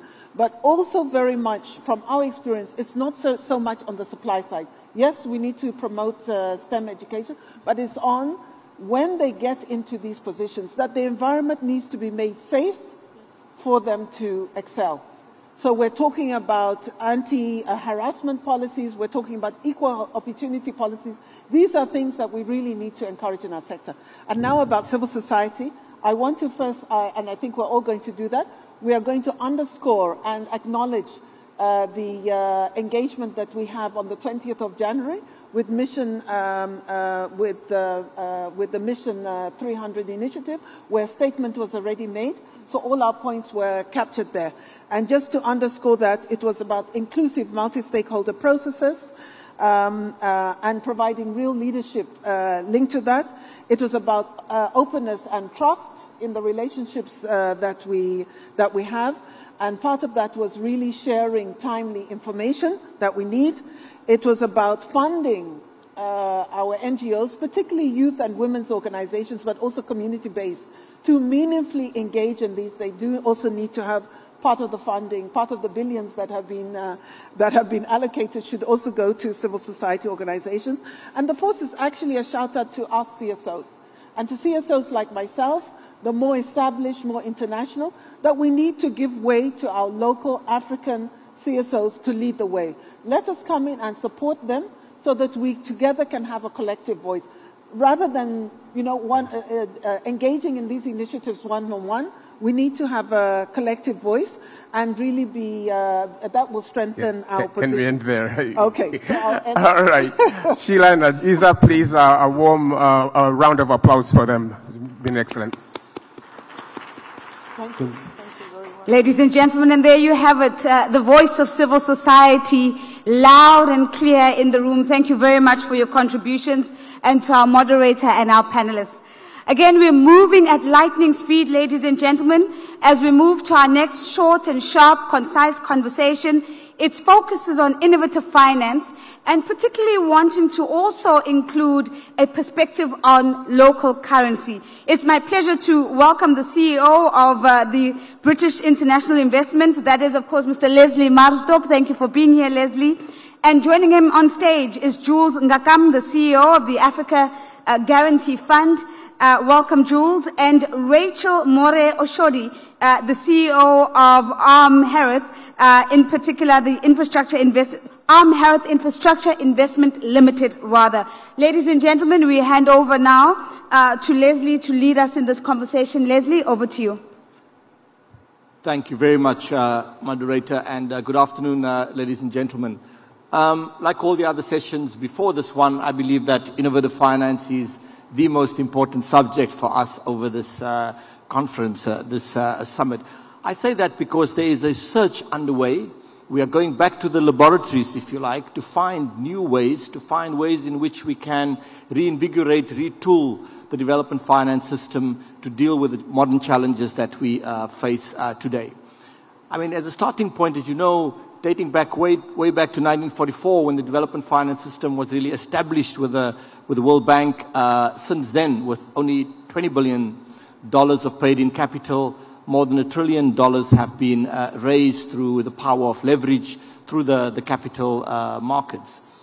20 years ago or so, in Monterrey in Mexico, the concept of innovative finance was really sort of born. It was captured in the final communique of the Finance for Development Summit, and since then there's been considerable innovation. We've had blended finance structures, we've had green and sustainability bonds, we've had IFM, for example, create a set of instruments where we were able to raise through advanced market commitments specific bonds, which is really what led to Gavi becoming one of the most successful public-private partnerships over the last 2 decades.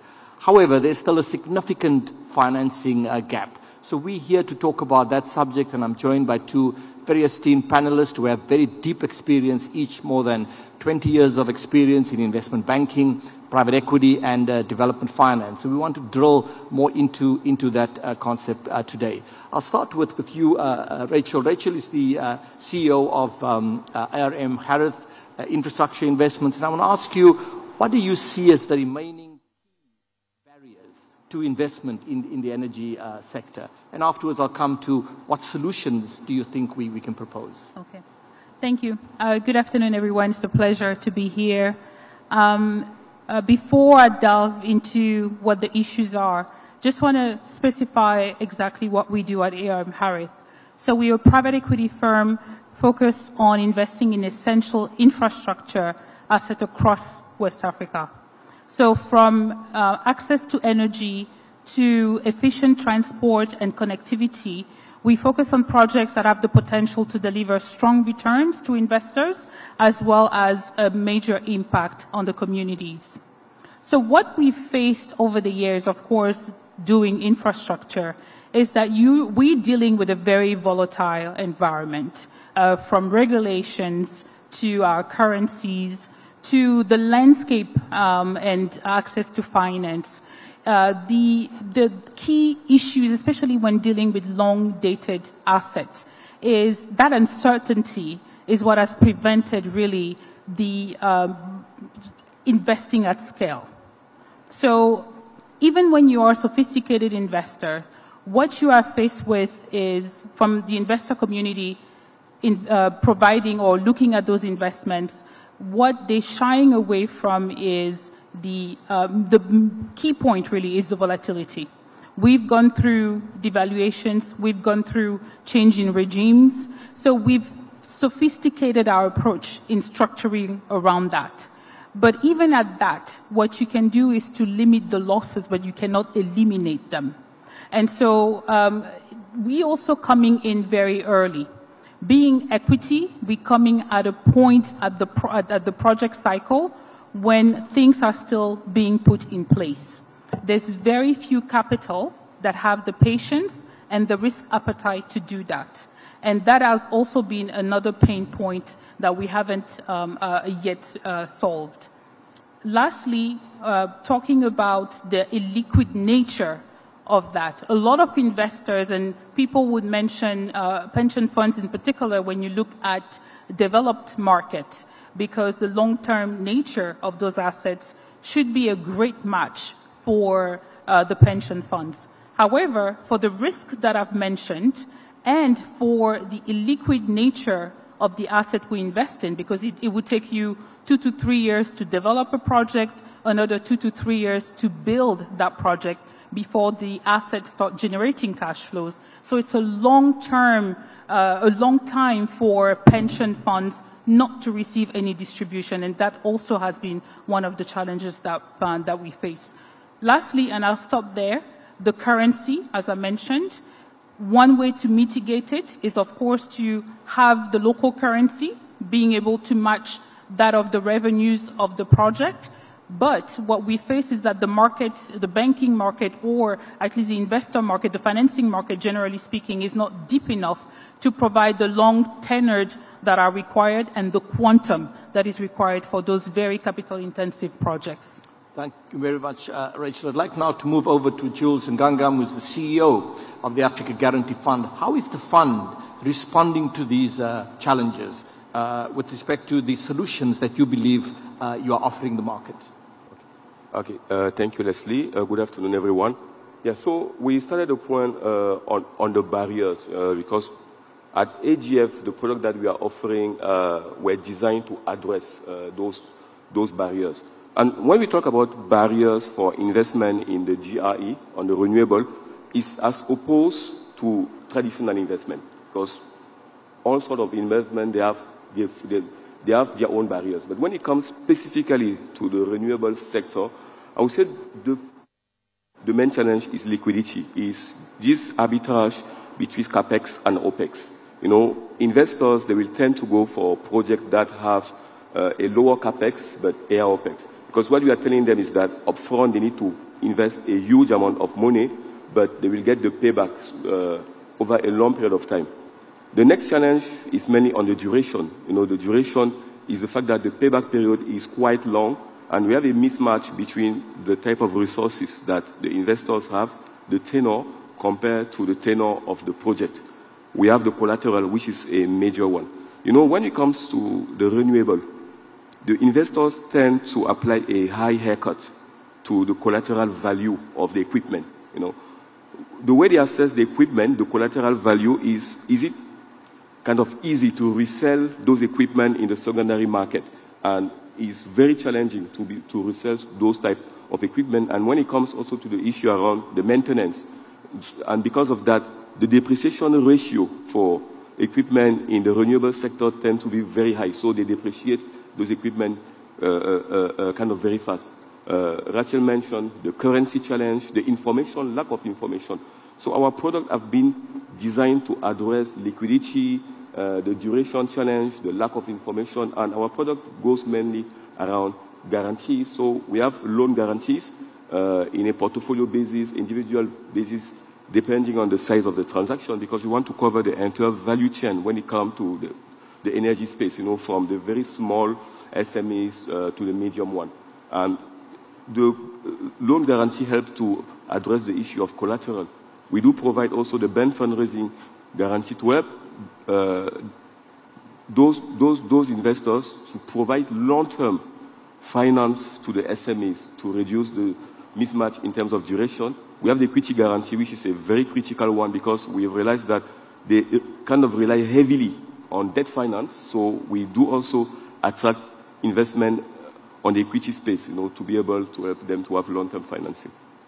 Thank you very much, Jules. Now, let me come back to Rachel. Over the years, British international investment have found that the availability of local currency is a central ingredient of being successful in a number of markets on the African continent. You run a multi-currency fund. How important is the local currency offering in your view? Thanks. It is critical.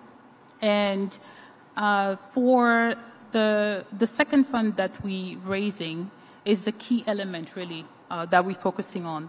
Why? Because for the first fund, we did take investors in local currency, but then converted it in hard currency, because there were so many issues at the time that we couldn't fix. And today we are proud to say that we are able to invest local currency into local projects alongside international capital, because sometimes the two don't necessarily match, and the risk profile of the investors are also different. Mm-hmm. So that's truly the blended nature of what we've been able to do. So you're able to bring in sort of local pension funds, local institutions into those investments? Absolutely. Seeing eye to eye as to how the capital, because really what we do is really take the right kind of capital for the right type of projects and in the right capital structure. And that's the most efficient way to really leverage both local and international. So we've learned from discussing with the pension funds, and I did mention the illiquid nature, right? Even when you look at developed market, it took the pension funds a long time to get to where they are today. Today we see them owning assets, but they were first very hesitant about that until they were able to master it. And there's a lot that needs to happen at the regulatory level. And because we are not there yet, all markets within where we operate are not there yet.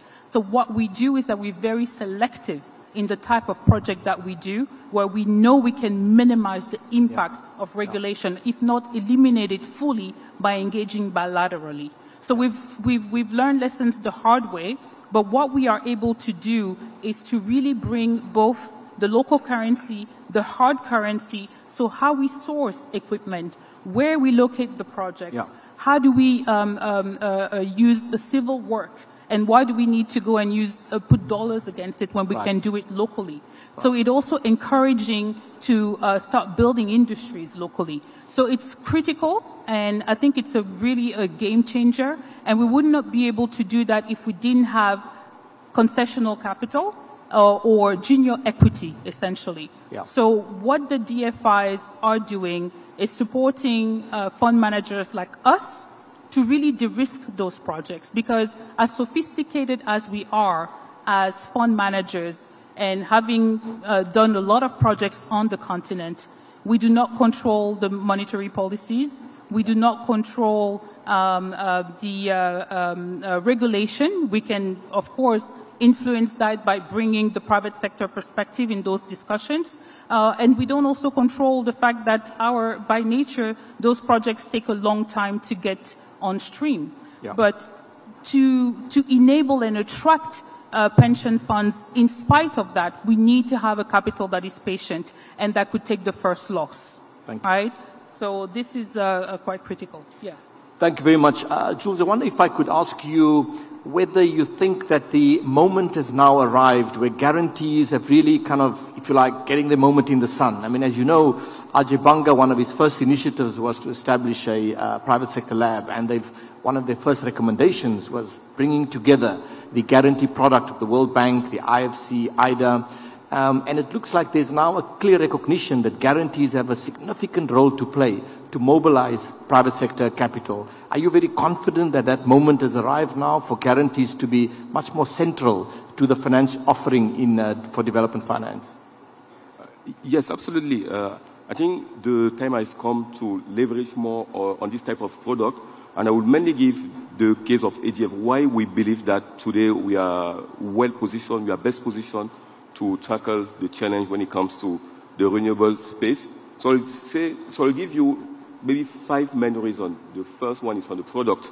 We launched the Green Guarantee Facility a decade ago, and we are in a position where we have a track record on what works best. So we believe that at the product level today, we have a product that was designed to tackle the challenge facing that sector. The second reason is our coverage, our continental coverage. We've signed guarantees in 44 countries in Africa, and then we believe that by partnering with the GFI, with the donors, they can have access to all that coverage. And the third one is partnership. Partnership is very critical. We've been able to build partnership with more than 250 banks across the continent. And the third one is our rating. Our rating, we are the best rated private company in Africa with a rating of AA- issued by Fitch. And we believe that the financial institution can leverage on that, mainly when it comes to credit enhancement. We talk about the issue about currency. The main reason why those SMEs, they prefer to borrow in hard currency is the cost. It's cheaper to borrow in hard currency, but they don't see the currency risk. If we can lower also the interest rate for the investment in local currency, will play a huge role. And we believe that by leveraging on our rating, the financial institution can achieve that. Yes, and the last one is the leverage. The fact that with $1 of resources, we can channel $10 of private capital to the players in the GI space. Thank you very much. Rachel, if I could return to you, I mean, we have private sector players, institutions here in the room. What would you say are the sort of core propositions why investors should, for example, who are interested in the ARM Harith Infrastructure Fund, why should they invest? What's the core proposition that you are putting forward? Thank you for that. So I think it's really the fact that we have boots on the ground and solving for the issues hands-on. So for every single evolution, I guess, in our industry, you need to have new products. And I'll give an example. I was mentioning that investors, particularly the local investors, and the reason why I'm insisting on the pension funds is that right now, it is probably what could bridge the gap for setting this infrastructure play that we're all talking about, because there's a lot of capital that is there that could be unlocking what we're trying to do. And so, to give an example on the illiquid nature of the assets, we realized that it was a key pain point for them, more so than the returns. So we collaborated with the DFI in order to have a pocket of capital that would not necessarily be first loss, but that would provide early yield to those pension funds. It's never been done, right? So but we needed to do that to unlock that particular capital. And they welcomed that with open arms, and now we are having more local investors coming in, because now they don't have the pain point of waiting 5 to 6 years before getting the first distribution. Right? So those kind of example is truly being agile, really having boots on the ground and understanding what are the issues, and having the network to bring stakeholders together to co-create solutions so we can keep moving forward while we fix the bigger issues at the macro level. Jules, if I could ask you the same question. If you were sitting in front of potential investors, donors, institutions, what is the core proposition why they should put money into the Africa Guarantee Fund? Yes. So the core proposition is our ability to mobilize private capital, because we believe that GFI alone, donor, they will never have enough resources to address the challenges that we face in the energy space. So we need to mobilize or channel the private capital that sits in Africa in the banking sector. And this is our core value proposition as AGF, because with our guarantee product, with our technical assistance, we have the tools, we have the capacity, the rating, the leverage to channel enough capital from the private sector where it's needed.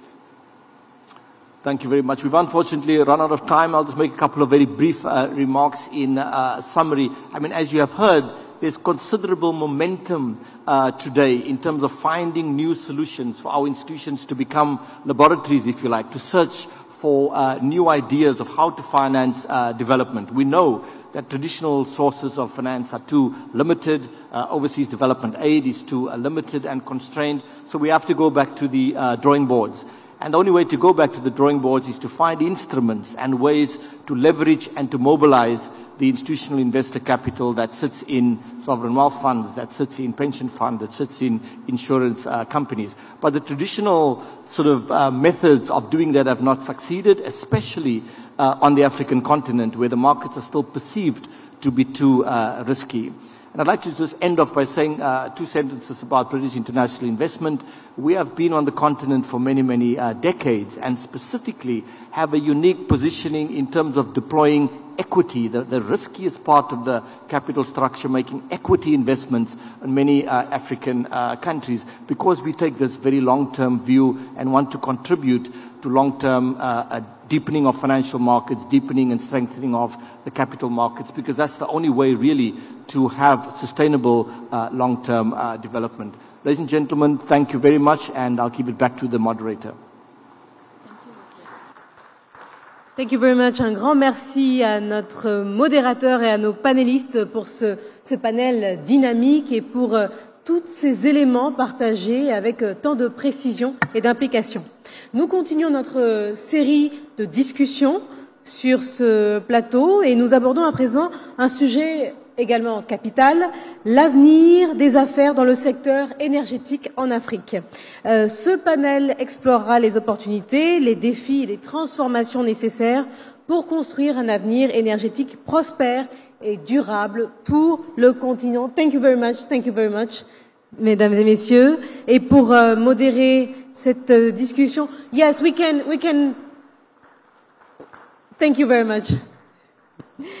Et donc, ce que je disais, c'est que pour modérer la prochaine discussion, j'ai le plaisir d'inviter sur scène Cathy Oxby, qui est directrice commerciale d'Africa Green Co. C'est une organisation qui est pionnière dans l'innovation énergétique et les solutions commerciales en Afrique. Et elle sera accompagnée de 2 éminents intervenants, Alain Ebobissé, qui est directeur général d'Africa 50, un fonds d'investissement qui catalyse, vous le connaissez certainement, le développement des infrastructures sur le continent, et Dadmadou Tadessé, président et directeur général de la Banque de commerce et de développement, un acteur clé également du financement et du soutien aux projets de transformation et en Afrique. Alors, mesdames et messieurs, merci d'accueillir notre prochain panel sur scène. Alain Ebobissé, Dadmadou Tadessé et Cathy Oxby. Please, ladies and gentlemen.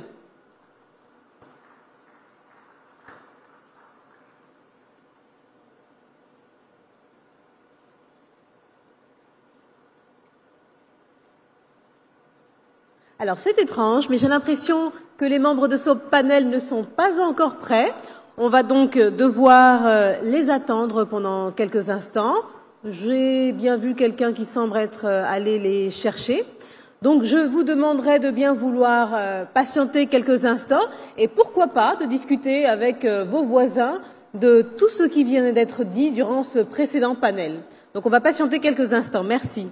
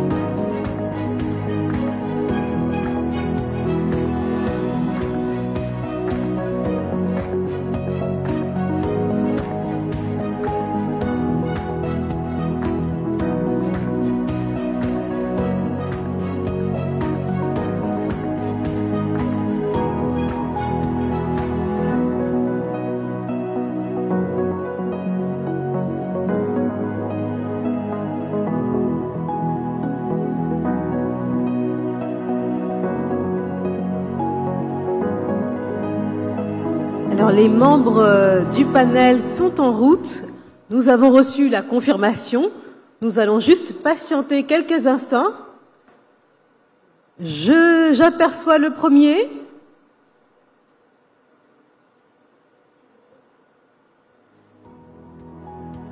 Je pense que le panel au complet ainsi que la modératrice sont présents.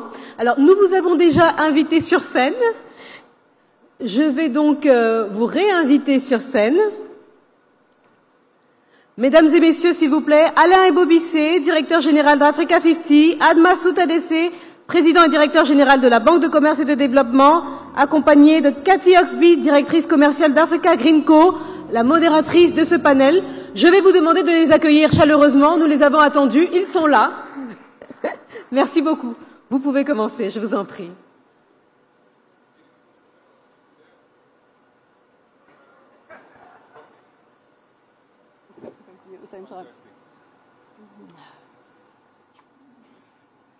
Speaking to an empty room.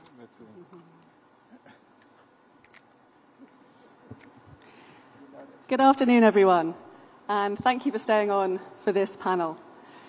Firstly, thank you to our generous host, the Republic of Tanzania, as well as, of course, to the AFTB, the World Bank, and the Rockefeller Foundation. I am honoured to be joined on the panel today by Mr. Alain Ebobissé, the CEO of Africa 50, and Mr. Admasu Tadesse, the CEO of the Trade and Development Bank. Both of the institutions, as I'm sure you are fully aware, are very active in the African energy sector with a footprint across the continent.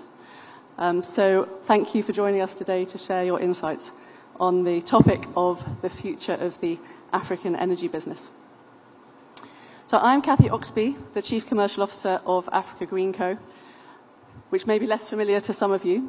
We are a renewable energy trader within the Southern African Power Pool, headquartered in Zambia, and using the regional integration that we've been focusing on today as a diversifier and mitigant of risk to help attract finance into new generation capacity. So as we've heard already a lot today, around the activities going on in the sector and looking at particularly at the 5 priority pillars of Mission 300, we see strides being made under all of those pillars to some extent. Looking at the Southern African Power Pool has been operating already for 15 years or so. The East African Power Pool and the West African Power Pools are finalising their market rules with a view to launching their own regional competitive markets shortly. On the transmission front, we have initiatives such as the Regional Transmission Infrastructure Financing Facility being promoted by SAP to improve the regional interconnection. And in parallel, a lot of regulatory change underway to facilitate more private sector investment. Now, gentlemen, we've been given a very broad topic to discuss. The sector is rife with opportunity, and there's plenty of space for innovation, and a lot already being done. We need to be bold, and we need to move fast. We need to avoid reinventing the wheel, and we need to identify the most promising initiatives to scale. What do you see as the key trends that will drive the future of the African energy business? And how are your institutions lined up to take advantage of these opportunities? Oh, well, do I start? Please. Okay, thank you. Thank you, Kelly, and thank you to the World Bank and the African Development Bank and, of course, Tanzania for hosting this important event. In terms of key trends, I think I will start by saying that we will continue to see a huge growth in the demand for electricity on the continent as the population grows and also as we get a bigger middle class, and also because of our industrialization needs on the continent, and not to mention the AI, ICT, huge amount of demand for electricity. So we should expect a significant increase in demand. So we need to fund a number of projects across the value chain, generation, transmission, and distribution. I also see that there will be a higher penetration for renewables in the energy mix, Of course, in Africa, we want a balanced energy mix which has renewable but also gas to provide balancing power. So we see that also, and that actually has a real impact in terms of how do we organize our grid and etc. I see also a lot more investment going into distributed renewable energy because, of course, we need to make sure that this is one of the goals of this event, to have a lot more access to power across the continent. And finally, I would say that I see a lot more investment coming through in terms of transmission, power transmission across the continent, and especially from the private sector side. Us at Africa 50, we started to talk about transmission PPP in Africa for some time now, 4 years. I'm glad to see that my partner, the CEO of KETRACO, John Mativo, is here, because in Kenya, we hope to do the first transmission PPP in the trunk line, the first independent power transmission, and Masu is part of the team that is also working on doing that. So these are some of the trends that I see, but all of those trends will result of significant investment needs that for sure the public sector cannot cover. So we're likely to see a lot more private investment in the power sector, in the energy sector in Africa. And the question will be, how do you make it happen? How do you create those bankable projects that the private sector is ready to finance? How do you mitigate the risk? And we can talk about some of the solutions that we are implementing at Africa 50. Thank you. Admasu. Yeah, thank you, Kathy. Very pleased to be here. Alain kicked off by highlighting some of the demand side factors, and he made references not just to the normal demand, but ICT. Inside there you have data centers, all these new developments that are also competing for energy. What has been fascinating to observe is just the way technology has been maturing in the various segments. We've seen it, of course, have huge effects in the renewable sector. Of course, wind has been there for some time, but we see massive adoption of solar, very large scale, utility scale, adoption of massive projects. And we're also seeing continued advancements in areas like geothermal, even nuclear. And so it's quite impressive to see how the technology side of things is opening up opportunities and making affordable solutions much more attractive to sovereigns. So the technology side is there. Of course, these days there's a lot of new thinking around AI-enabled solutions around the efficiency problem, because we've known inefficiencies have been a big challenge in the sector. And so that is also coming into play. And then, of course, the 24/7 type renewable energies that we're seeing, the green hydro, the green hydrogen is also opening up a lot of prospects. We're seeing a number of countries move very aggressively into that. There's about 4 or 5 countries in the continent that have really identified that as a very attractive growth area for the future. So I think on the supply side, we're going to continue to see dramatic developments. It's already captivated us. We've seen what's happened. Cost is a very real factor, and I think the supply side issue around gas is going to continue to be hotly debated. I think the base load requirements of the continent will continue to point strongly in the direction of gas, natural gas, and so there we have quite a few discoveries and resources coming online. We are in one of those countries that has those endowments. We've seen what Mozambique has gone through, Namibia as a case in point, Nigeria. And this will also dovetail into the other side of energy, which is clean cooking solutions, which was discussed this morning by the 2 MDB presidents. And so even there, we see very exciting developments where new business models linked to technology is really making alternative, clean home cooking very attractive and feasible. We have received very special purpose funding to actually help accelerate the rollout of distributed renewable energy, mini grids, off grids, and of course new business models in the clean cooking space. And so it's not just the technology side on the supply side, it's also a very deliberate big push on funding. Why we're here, M300, But even before the M300 was announced, we had already been pushing very hard on the DRE side. And we've seen a number of small-scale SME players in the sector take advantage of both the resources, but also the opening up space.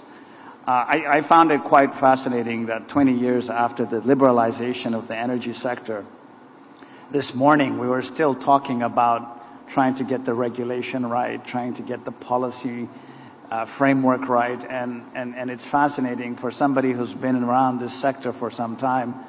You know, that's something that we were dealing with at the turn of the millennium, right? It's not a new conversation. Reforming infrastructure, reforming energy, unbundling the sector has been, you know, going on for decades. And I really hope that we'll be able to get that institutional innovation to actually come together well. And it's not that we don't know what it takes to get things to happen, but I think this morning President Banga talked about faith and trust.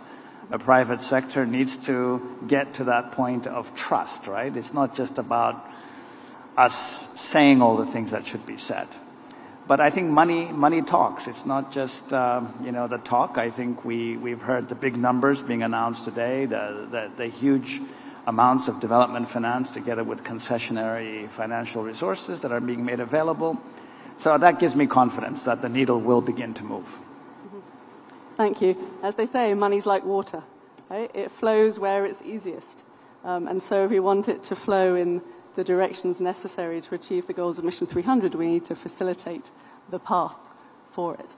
I think you raised some very interesting points there around the demand side and the interplay with regulatory reforms. Because I think there has been a recognition for longer of the role of the private sector on the generation side. But we're starting to see more recognition that, you know, the major consumers, in many cases, are private sector, with the willingness and the appetite to pay for the fuel, and it may not be therefore necessary for the utility to sit in the middle. So we're seeing, you know, more countries opening up the sector to allow that private to private. You know, do you see that as a trend in the countries that you're operating in? Yeah, I think we see different models that countries are implementing. I think we also see a lot more pragmatism from countries to try to find out what works. So whether you have captive power, so selling electricity directly to private customers is allowed in many countries. But I think what we want to see a lot more really is a huge increase in the pipeline of bankable projects that could attract the pools of capitals that is sitting on the sideline looking for ways in which they could be invested and earn a return. And for us, I think there is a big effort that needs to be made in risk mitigation. Those instruments are available, but they are a bit cumbersome to use. So if we could, facilitate the use of risk mitigation to cover some of the risks that the private sector is not very comfortable to take. But I think for me, it's also a huge amount of effort has to be made in increasing the resources for project development. Project development is essentially the kind of resources that are needed to build up the pipeline of bankable projects, putting money at risk early stage to build the pipeline. And this is what we are doing at Africa 50 with our specialized project development vehicle called Africa 50 Project Development. It's a $100 million facility that is investing in early stage project development. But we are also in the process of raising a $400 million fund called ASIA, the Alliance for Green Infrastructure in Africa, that we are co-developing with the African Development Bank, the African Union Commission, Africa 50, and a number of partners, investing to build up the pipeline. And we have a number of projects. I think I see the Minister of Finance of Madagascar is here. We are helping the country on the 20 megawatt hydro project, Volobe. I see that my sister from Mozambique, Minister of Foreign Affairs, she's here. And we're looking at power transmission, PPP, at the development stage. Of course, I mentioned Kenya. So there is a lot happening, but what we need to do is speed faster things, faster, getting things to the financial close quickly and commercial operations quickly, and then scale. So it's nice to do things here and there. We know how to do it, that's the good news, but the not so good news is that we have to do it faster and then at scale. Thank you. I doubt there's any disagreement in the room that we need to do things faster and bigger. I guess the question is how. And I think you raised the issue of bankability. And certainly, through our experiences, I think one of my favorite phrases is bankability is in the eye of the beholder. There is no set in stone rule as to what constitutes a bankable deal. And we need to work together to find new and innovative ways to address risks and to accelerate the closing of these transactions.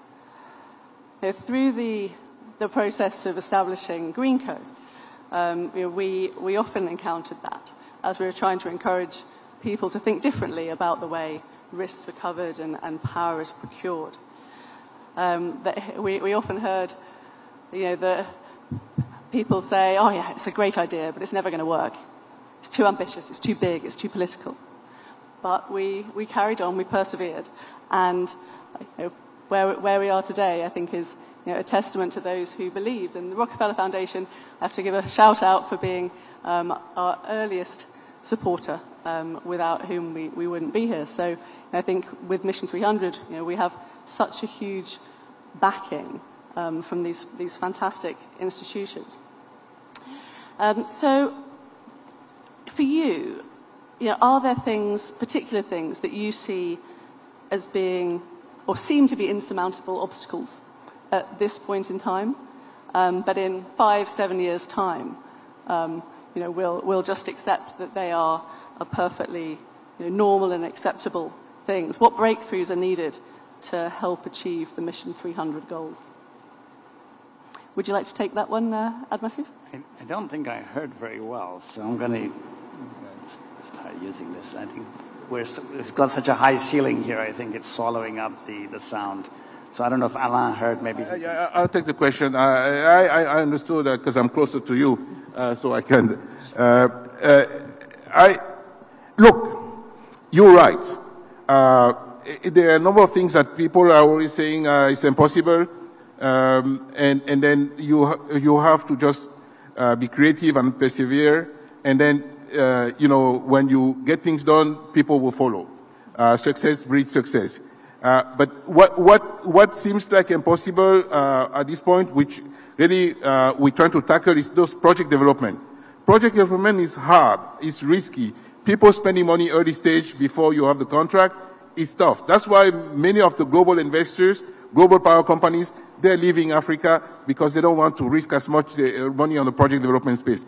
But we, at Africa 50 and others, we have to tackle project development. We have to spend money early stage to support companies that have good ideas, that want to test the feasibility. We have to do it. And this is a process that hopefully we can scale up, and we are in the process of scaling up. I also want to say local currency. Local currency is it is a game changer, okay? Because financing large pieces of infrastructure with foreign currency, it's possible, but the FX risk is too high. So we need to figure out a way to tackle local currency. I think this is something that institutions such as Africa 50 we are doing. We are doing by mobilizing African pension funds.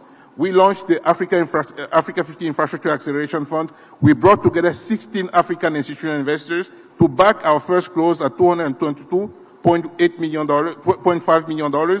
It's small, but it's a way to start mobilizing African institutional investors alongside global investors. It's important. So these are the kind of things that seem insurmountable, but once we do it, maybe hopefully more people will come to the party. Thank you. Excellent point on FX there. Yeah, Kathy, just to top up on what Alain said, I think we do have some very promising wins in our sales, not just dedicated resources that are being made available, but institutional innovations that even Africa 50 itself represents. If you go back to the turn of the millennium, when we were debating these issues in the context of liberalization and PPPs, there was no Africa 50. Today you have a dedicated institution like them that can actually get involved early stage and take those risks on a patient basis, like he said. And some of us, of course, have also realized that debt funding is important, but it's not enough. And so we have also begun taking quasi-equity positions in projects when there have been sensitivities around gearing and there being inadequate risk capital. So we've done a combination of senior debt and quasi-equity. We've also decided that we need to also expand our toolkit, you know, in some ways learning from what Africa 50 and others have done, by having more technical assistance and grant funding to support project developers in the early stage on a patient basis. It's not like it's free money. It'll be returnable grants if the project succeeds and it becomes reimbursable, and we rechannel it to other deserving projects. And so we have a dedicated vehicle now separate from TDB itself. It's called TDF, and we've managed to attract philanthropic partners in addition to the usual suspects who give concessional and grant funding, that is official development assistance related funding. So there's quite a bit of innovation happening even within the MDB world. I think even the way this M300 initiative has been launched, I think the term was used this morning, many different hands together dealing with this complex challenge. And there's a lot of us who are actually very much engaged in this. I'm working very closely with the World Bank Group in addition to the African Development Bank and the Africa 50. And I'm not just saying this in terms of just general working together. We're talking about facilities and syndications and clubbing together, but also receiving very significant large-scale funding. I mean, 10 years ago, I couldn't tell you that I was a significant partner of the World Bank Group. Today, the World Bank Group has become a major partner of TDB, and we're working closely to help expand the rollout of new business models. As I mentioned earlier on, DRE, distributed renewable energy, but also mini grids, off grids. And we have clients here in Tanzania who've made good use of some of those facilities. This is long-term funding. We can go 15 years. This is for private sector SME lending, right? So if you go back 5 years ago, none of these facilities existed. So, I mean, there's real practical examples that we can point to that shows that, you know, these big policy pushes are getting dedicated funding.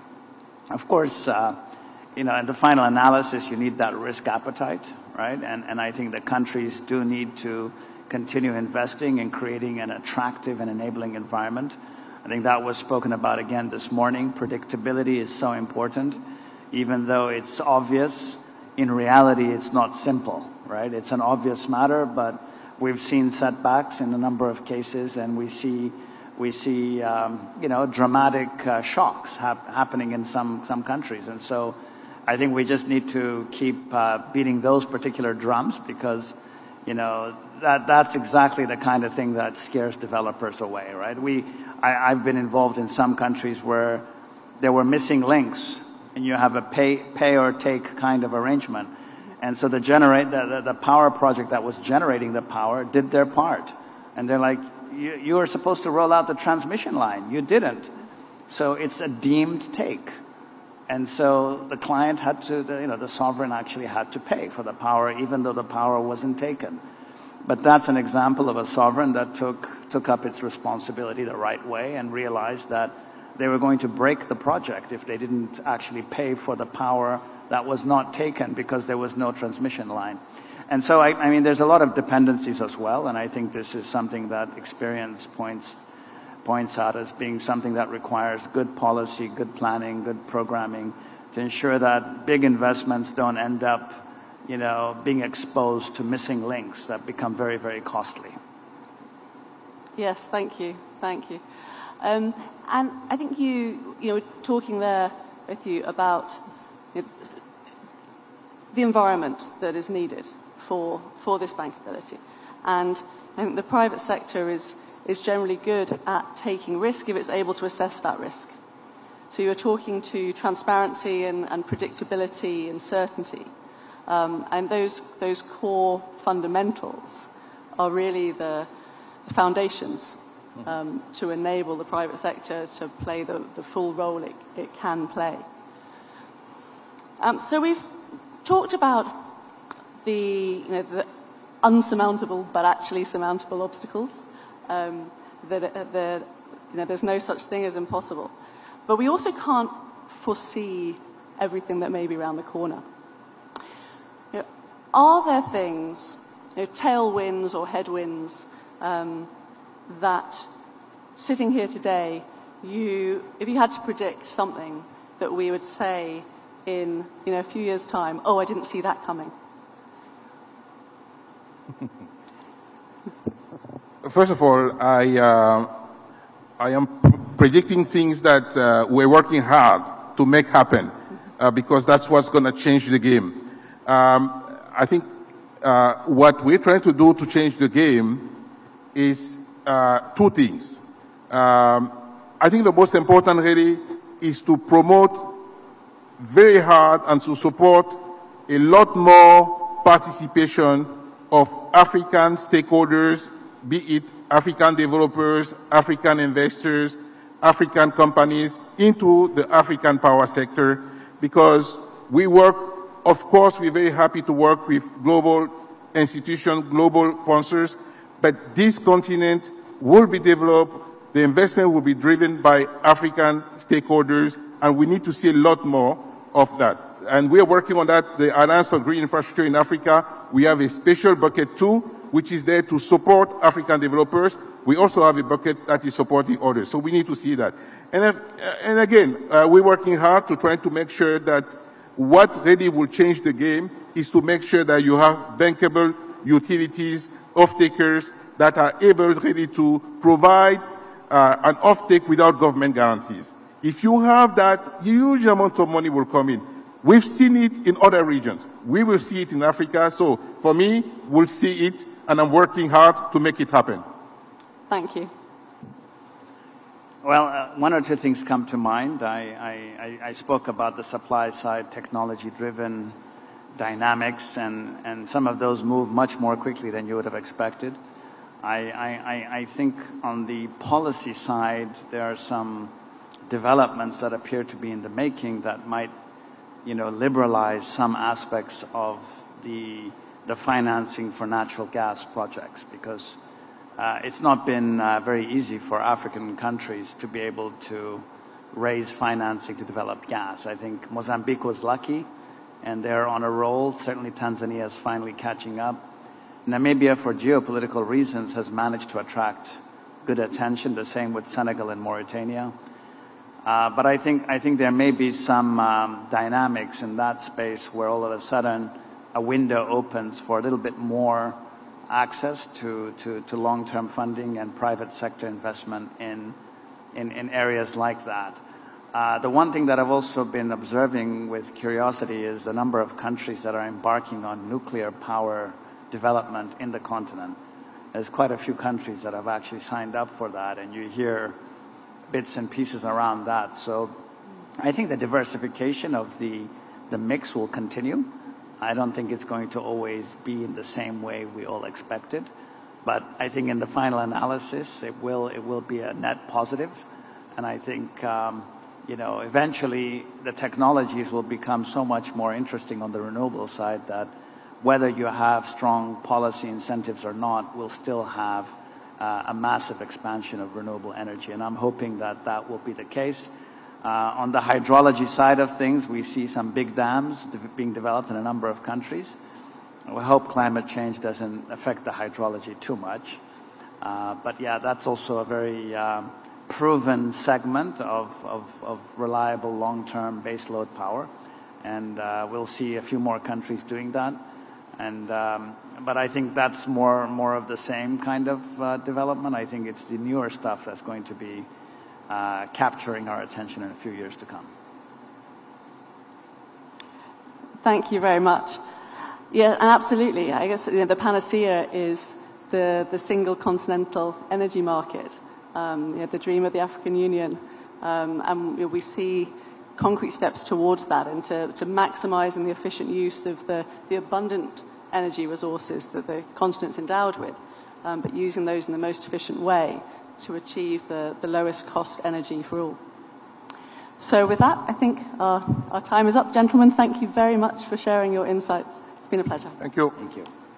Thank you very much, Kathy. A warm round of applause. Thank you so much to your panelists as well.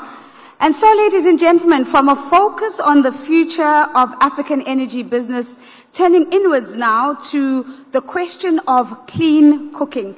As I invite my panelists to descend the stage, I know that my next set of speakers is standing by, ready to come and join us onto the stage.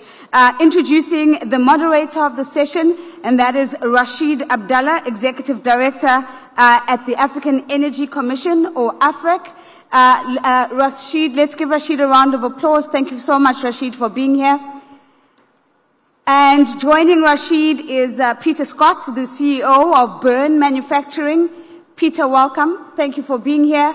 Martin Kimani, CEO of MGAS, please join us up on stage, gentlemen. And Dr. Richard Muyungi, Special Envoy to the President of the United Republic of Tanzania. Ladies and gentlemen, at this moment, I'm going to yield the floor to Mr. Abdallah to lead the panel discussion. Sir, you have the floor.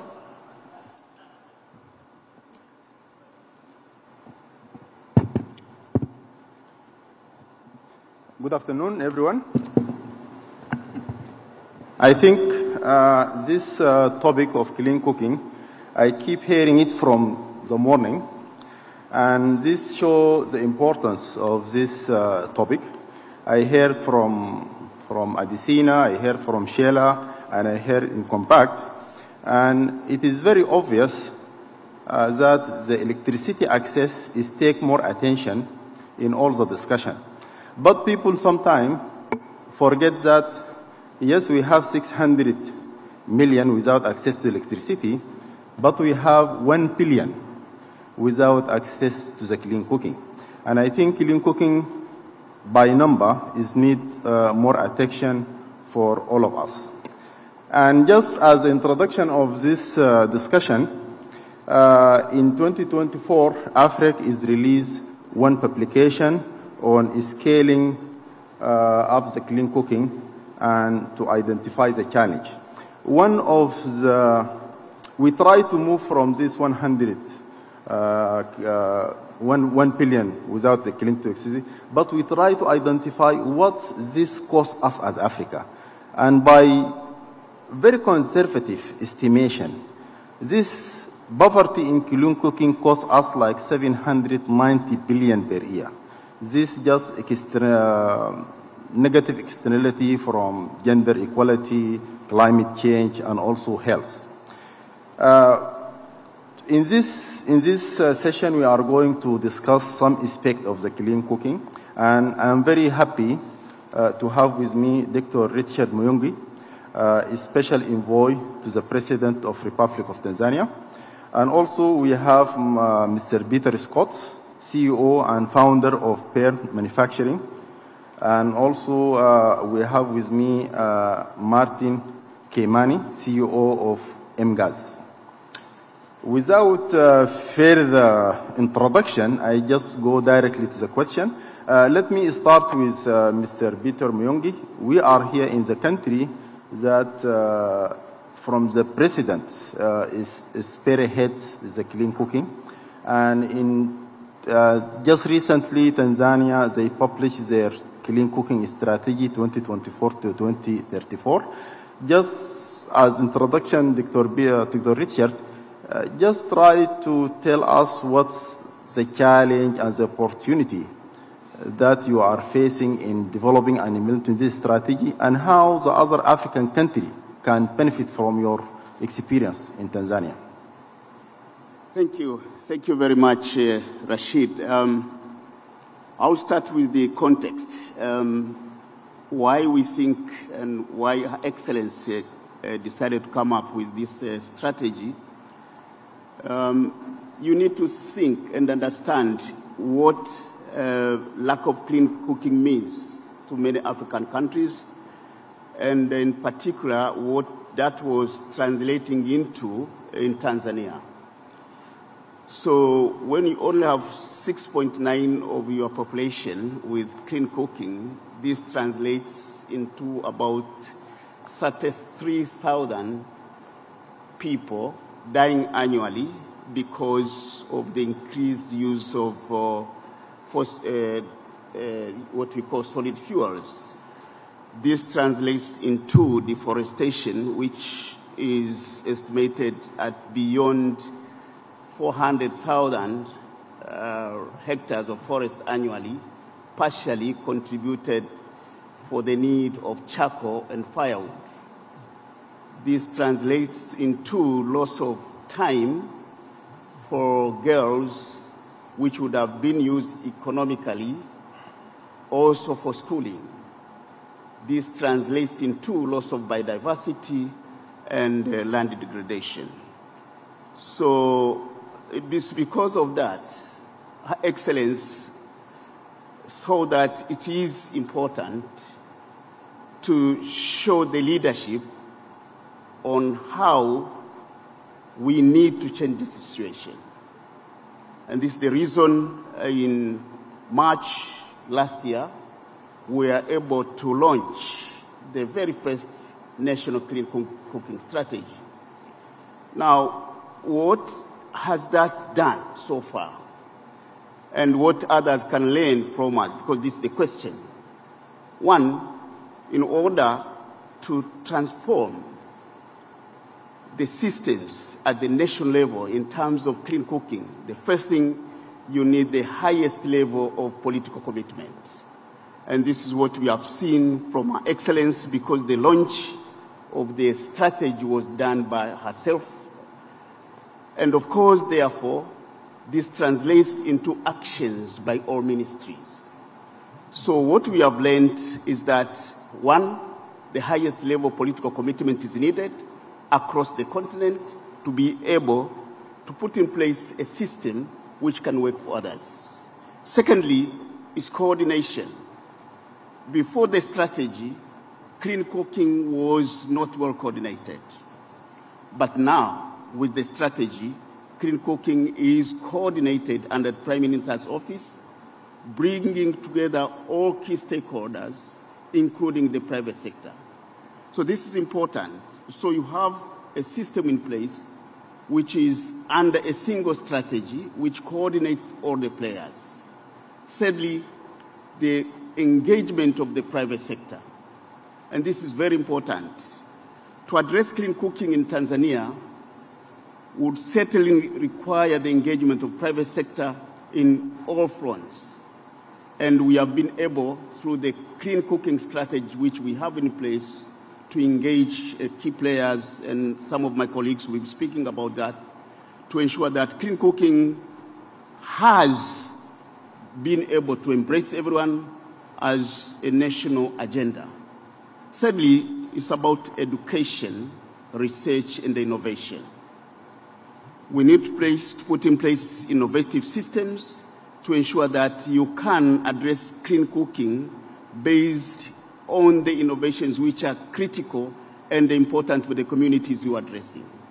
You need to address clean cooking from a better understanding of who are engaged in clean cooking and whom you intend to serve, and their level of engagement, but also their level of understanding as well as their financial levels.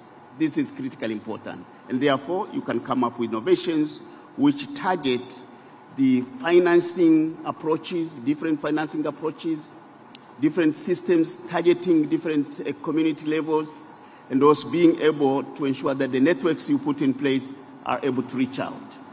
And lastly, and which I want also colleagues to learn from us, is also the participation of all partners. So it's not only the private sector in Tanzania, but working with the partners. We are now working with the World Bank, with the African Development Bank, with the EU and all partners to engage in implementing our strategy. So these are the areas, because I have 3 minutes in brief, which we think our colleagues can learn in terms of what we have been able to do, and which we believe by 2034, at least 80% of Tanzanians will move from the current systems they are using to cleaner technologies and innovations. Thank you. Okay, thank you very much, Dr. Richard. I think you highlight very important things: political engagement, coordinations, engagement of the private sector, education, financing approach, and partner. I think this very key area, and thank you for that. My next question to the Peter Scott, and I think, as I mentioned, in 2024 we launched this publication. One of the main recommendations we have that we need to develop a basket of solution and baskets of fuel so that we can have this clean cooking facilitated for member states. So as BERN, they are doing all type of technology now in clean cooking.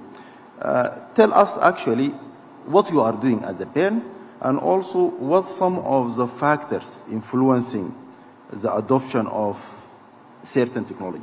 Yeah, thanks so much, Rashid. It's an enormous pleasure to be here. This is the most exciting time in the history of clean cooking. I've been doing this for 30 years, and over the last 30 years, myself and my team, we've built the world's most successful and biggest clean cooking company, and that's called BERN, and we design and manufacture all of our products here in Africa. We have about 3,500 employees. We've made over 5 million stoves. So as Rashid was saying, Africa is very diverse. So we don't make just one product. So we make the world's most fuel efficient wood stove and charcoal stove and ethanol stove and institutional stove and LPG stove that we partner with our friend here, with Martin. So we make a variety of stoves because every country is very different in Africa. So for example, Tanzania is the best market in the whole continent for electric stoves. Whereas in DRC, the grid is not yet developed, and so there we have to bring them the world's most fuel-efficient biomass stoves. So it's a very exciting time, and specifically I want to talk about our new electric stoves. So, people think that electric cooking is too expensive in Africa. We're actually we've rolled out tens of thousands of units of high-tech induction stoves that feature pay-as-you-go technology, IoT monitoring. And so even around this building, we have multiple customers who have switched they've gone from charcoal or kerosene or wood or even LPG and are now cooking with electric. So, people think that you need the grid to roll out electric cooking, which is true. But in fact, the reality is that electric cooking is going to be what's going to allow the grid to expand. In places like Kenya, we have actually spent billions of dollars rolling out the grid, but you didn't give them the ability to utilize it. And that's what electric cooking is going to do, is going to actually help the grid grow and expand. Now, interestingly, if I came here a few years ago, I would say, we don't have any money. There's no money in the sector. Now there's lots of money. There's money, and it's all standing by, and it's standing by waiting for governments to approve carbon credit regulation, which will allow carbon finance to flow. So it's a very different place. Before we would say there's no funding. It's not possible. The funding is there, and what's required is the governments to execute their regulations, which will allow carbon finance to flow and carbon trading to flow. So I would love it to speak to people afterwards, if they're interested, about how we could bring a carbon finance cook stove and clean cooking project to your country. So we've rolled out this year in Nigeria, in Malawi, in Tanzania, in Ghana. It's all happening, and it's the question of which government will come to the table first to sign up with us to execute this. This last year we've utilized about $80 million of subsidy. Next year we'd like to do $250 million of subsidy. It literally can happen now. Please, let's talk. Okay, thank you very much. And you said a lot, so I cannot summarize. But it is very important that Africa is different. We have different resources. We have different culture of cooking. So we need different solution. Let me go to the Martin Kimani. And I think one of the main issue on clean cooking is affordability and how the payments.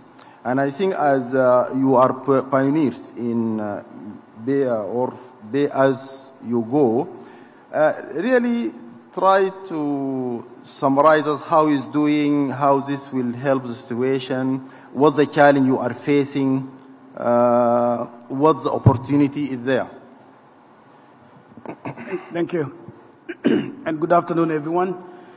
I think it's been very well articulated here that we have an African crisis. The crisis is very clear. There are studies that have articulated that very well. Dr. Muyungi just gave us some more statistics about it. We are losing over 900 million people, or we have 900 million people who are exposed to polluting fuels in Africa. This, in perspective, is about 70% in the continent. If that's not a crisis, I don't know what a crisis is. So we are very clear. We are losing lives, 1,400 lives every day in the continent as a result of exposure to these polluting fuels. So question remains, where is the challenge? And as it's been said here, it's a question of affordability. The reason why most of the households in Africa are preferring to use biomass like charcoal and wood is because they cannot afford upfront the money needed to get the clean cooking accessories. It takes them $50, $70 to onboard yourself as a household into clean cooking. You must agree with me that this is a huge challenge to many households in Africa, and this is why they have been condemned to daily buying charcoal, daily buying firewood, because they cannot raise that cash up front. We've talked about it, and as MGAS, what we bring to the table is how do we execute? How do we close that gap? How do we enable households to be onboarded into clean cooking? And this is how we came up with the innovation that we use today, which is the use of an IoT-enabled smart meter, which we fix into a 13-kilo cylinder together with a cook stove, install that into a household without upfront payments, but then give the household a chance to pay as they need to cook. It's what we are now calling pay as you cook. So a family with 35 cents dollar can cook 3 meals in a day. We've just mirrored the pattern that they used to have previously, but in this case just buying dirty fuels that are harmful to their health and damaging to the environment. So with the same amount, actually lower, they can now cook, or they can now cook using LPG. This is where our pay-as-you-cook or pay-as-you-go model is coming in to fix the gap. And the advantage with this model is its scalability. We have been able to onboard, in about 3 years, 500,000 households between Kenya and Tanzania. That's not a simple task, but it also shows you, to your question, the opportunities that lie when you engage this kind of financing model. 500,000 homes in Kenya, in perspective, is about 3% of the household population. And this is only within 3 years. So, and this is still together with piloting the product and putting the structures in place. So give or take, and with limited funding, we can be able to scale between 1 million and 2 million households between Kenya and Tanzania. So one of the big advantages is ability to scale and scale quickly. Because, ladies and gentlemen, I must submit to you that the crisis we are dealing with is urgent. There is no time. We need to move with speed. This model helps that scale and within a very short time. So obviously, there are challenges because we are talking about putting in assets within the households without requiring for immediate payment fast, and you allow your revenues to come in over time. That's one of the big challenges, to invest in the infrastructure, to invest in the technology, but once you overcome that handle, you're able to progress. Implementation. Thank you very much. I think you you are very passionate about it. And I think everyone should be passionate about this very innovative one. So I think as the time is ticking and we need to cover all the aspects here, I'm coming back to Dr. Richard, and I know that Tanzania is a champion clean cooking, not only in Tanzania, but also at the regional level and international level. So what's the opportunity of synergy between what is happening in Tanzania here and as the region and as the continent, as the international? Just briefly, so that we can catch it. I know we don't have much time, but thank you very much again, Rashid. Yes, indeed, Her Excellency Dr. Samia Suluhu Hassan, President of Tanzania, she is the champion of clean cooking. You are right said, and in Tanzania and across Africa and now internationally. It is important to elevate clean cooking at the highest level of politics, and therefore to get a champion to do that. And this is why Her Excellency decided that because of the importance of the issue on the continent, she will take the mantle and champion that. And we have done a lot, and there is a need for that. One, it is important to ensure that there is a champion who can elevate clean cooking in terms of partnerships, ensuring that for the continent to be able to succeed in addressing clean cooking, you need to work together. This is an issue, and you said we have 950 million people without lacking clean cooking, and it translates a lot into a lot, in death, deforestation, carbon sink loss, biodiversity loss, etc. So the first thing is how you partner with others to ensure that you address this issue. And this is why you heard this morning, and President Adesina said it rightly, that Mission 300 should also include clean cooking as one of the key areas of support. And we need the 300 million by 2030 to ensure that they are part of the 950 million lacking clean cooking, having clean cooking by 2030. This was said this morning. The second area why we need this sort of elevation at the highest leadership is because we need to change policies. You can only change the way we have been doing clean cooking for the past 30 years if there will be structural policy changes at national level and also at the AU level. To see clean cooking as one of the areas which will need reforms, tax reforms at the national level, ensuring that you change the way governments address clean cooking. You need to transform how the system should work from the top level to the local level. And thirdly, you need to bring new partners. He just mentioned about the carbon markets, etc. But we need new partners in terms of innovations, in terms of technologies. There are technologies out there. We need to see what has been happening in Asia. For the last 10 years, between 2010 and 2021, the clean cooking has been increased by 5.8 in Asia. But in Africa, people lacking clean cooking have increased from 517, now we are talking about 950, about 1 billion. That has to change. How do you change that? You need leadership at the continent level, and I hope supporting Her Excellency will be able to achieve what we want. Thank you. Thank you very much, Dr. Richard. Quickly, I need to go to Peter. Now you are the biggest African manufacturing for clean cooking solution in the world. So, in the world also. How you make that, and how this manufacturing is become like a normal norm for each African country? Briefly, we can have like sure. It's very simple. You know, we build and operate modern manufacturing around the continent, and for local or for national governments that also want us to come and build modern manufacturing in your country, it's very simple.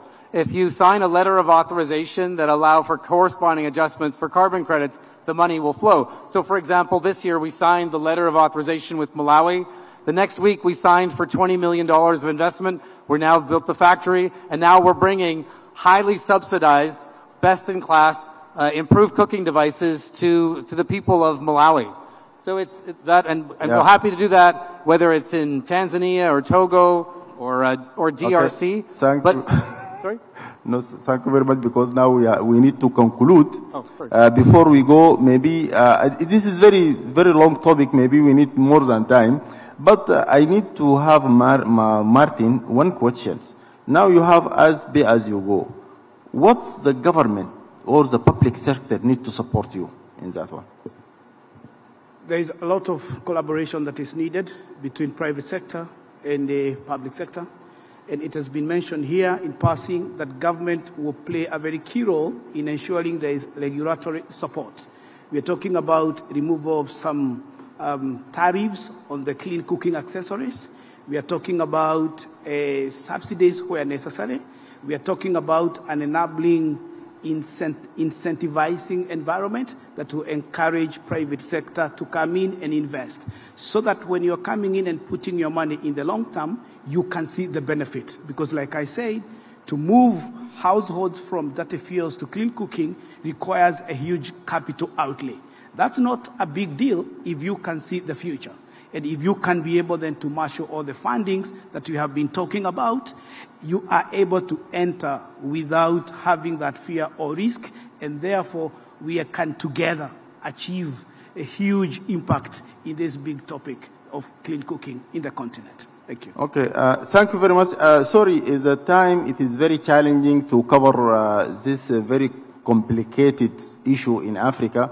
But what I can take it from here, first of all, we need to have a collaboration. We need to work together, as Dr. Richard said. We need to as the public sector, to play its role to facilitate the policy, and also to facilitate local manufacturing. I think we need to have a carbon credit as the key, of course, among others. And I think by this, I can conclude this session. It is very challenging to discuss this topic in 25 minutes. But I think we get the general sense of what's the solution and what the way we all should go. And allow me, or I request the audience to give a round of applause for my panelists.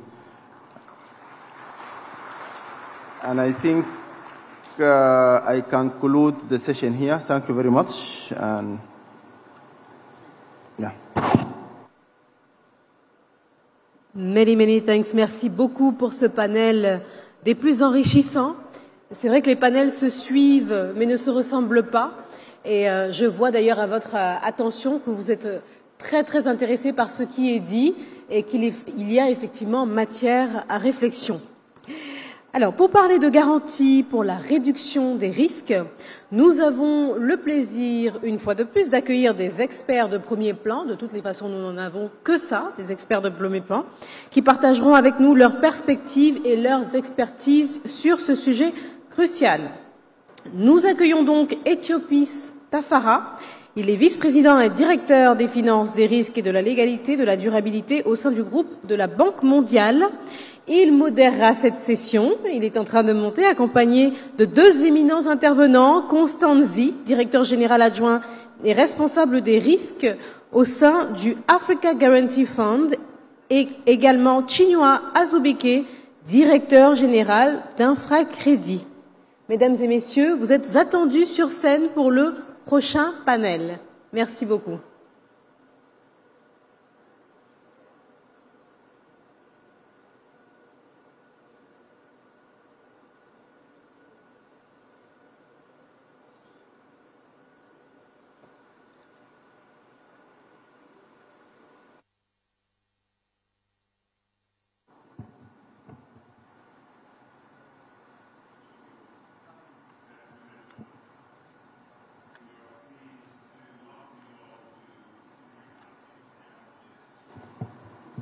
Bridging the risk divide, scaling private investment with enhanced de-risking solutions.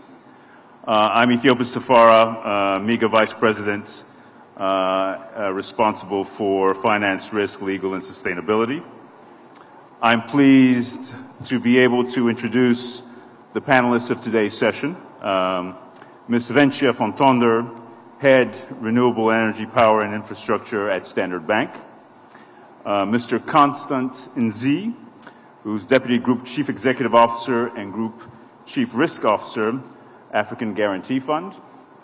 And then we're also joined by Mr. Chinua Azubike, who is CEO of InfraCredit. Private sector participation will be critical to meet the investment needs of Mission 300 in both off-grid and on-grid energy systems. However, scaling private sector investment requires a conducive business climate, as you've heard multiple times today, and increased investor confidence. Through the energy compacts, the governments have signaled their commitment to improving and enabling environment for private sector investment and to take bold steps to build the capacity of the utility and government to put the electricity sector on the pathway to financial sustainability. Over the last year, unprecedented amounts of private capital have been committed to Mission 300, including with strong willingness to support innovative business models in both distributed renewable energy and on-grid space. However, private investors continue to be wary of the range of commercial and non-commercial risks facing energy companies in Africa. So I'm pleased today that this conversation will focus on what guarantee providers can do differently to accelerate private investment in the energy sector. With that, I'm going to turn to the first question that I'm going to address to Mr. Chinua Azubike, the CEO of InfraCredit. And I have a two-part question for you. First, InfraCredit has an impressive record of catalyzing domestic credit from pension funds and from insurance funds into traditional infrastructure projects. How is InfraCredit adapting its approach for DRE, for distributed energy companies? And second, when we were chatting earlier, you mentioned the importance of building an ecosystem to support the efficient financing of distributed energy companies. Tell us more. Thank you. Thank you very much. And it's a pleasure to be here. A bit of a context, just in terms of the opportunity we see for domestic financing for DRE and central infrastructure in Africa. The AFDB estimates that within the assets under management of the pensions, the insurance, and sovereign wealth funds and other asset managers across Africa is estimated at about $2.5 trillion. And this grows as an average rate of between 10 to 15% per annum. Now, the opportunity is mobilizing these domestic resources to finance development. And if you put it within the context of DRE, what InfraCredit has been able to achieve with the support of our development partners is de-risking renewable energy projects to raise long-term finance in local currency from the capital markets and from these class of institutional investors. However, as we think about scale, there are two things we observe. So first is, this is a nascent asset class that requires some level of standardization in terms of how do you ensure the documents, the preparation phase of these projects meet the criteria of lenders. And this is so important that we work backwards to helping, leveraging the sort of tools and requirements that the credit providers want to enhance the capacity of the developers and the operators of these projects to ensure that they develop projects using the right set of documents. And this will significantly reduce the time cycle it takes to get to financial close. So we estimate that this should be able to reduce the time by over 70% if we standardize documentation. But more importantly is recognizing that these models operate within an ecosystem. And so when we think through the development problem, we need to think about the system that needs to also be enhanced. And this is where we look at the actors that need to coordinate from the early stage financing to long-term finance and bringing in enabling instruments that help to ensure that the de-risking is credit enhancing the project from the business model innovation to long-term access to finance and ultimately accessing capital markets on their own basis. This is the ability to rate these asset classes and enable them to raise financing with less guarantees in the future. And we've seen this happen in Nigeria, where we supported a hydro project in 2019 to issue a 15-year local currency bond.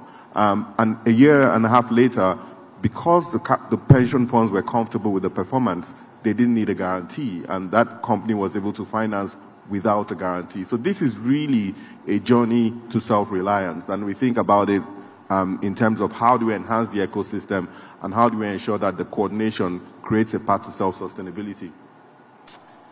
Thank you, Chinua. Let us now hear from Mr. Constanzi, who is the Deputy Group Chief Executive Officer at the African Guarantee Fund. Constant local currency financing is vital to helping distributed energy companies manage foreign exchange risks and to sustainably scale up their business. African Guarantee Fund is a leader in guarantee solutions for financial institutions. How is the Africa Guarantee Fund deploying its guarantees and technical assistance resources to unlock local currency financing?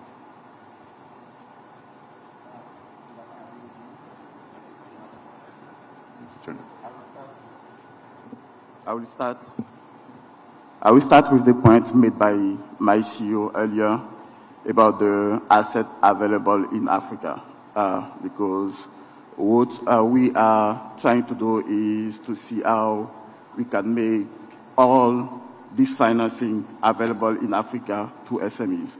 So this is the reason why we are talking about de-risking, because today banks have trillions of resources sitting in the balance sheet, and these resources need to be allocated to projects that they think have a lesser risk than another project. So the main goal of African Guarantee Fund is to enhance the credit worthiness of SMEs. So the very first point is how we help banks to take an exposure on SMEs without taking the perceived high risk of the SME. So we provide this credit enhancement to banks to increase their appetite. When we do that, there is a second point coming in the picture, which is the collateral, because even if a project is bankable, a very good risk, it still needs some collateral. And collateral has a cost, because most of the point that banks or end users use to make to the guarantee use is the fees, the cost of the guarantee. But what we need to keep in mind is even when you provide a collateral, this collateral has a cost. If you provide a cash collateral, you have an arbitration between placing this cash collateral in fixed deposits, earning in local currency 4%, 5%, or using it as a collateral. So by having a guarantee which will cost you 1%, 2%, 3%, you are saving this cost of collateral. So this is the second thing that we are providing to make sure that the resources are being routed to the SMEs. And then something very important that, because we are talking about DRE, something very important that needs to be put on the table is the tracking, the accountability of green projects, because DFIs will always push to have some exposure in green fields for SMEs, but what we tend to forget when it comes to SMEs is this KPI tracking. And the SMEs don't have the know-how to track the KPIs when it comes to green projects.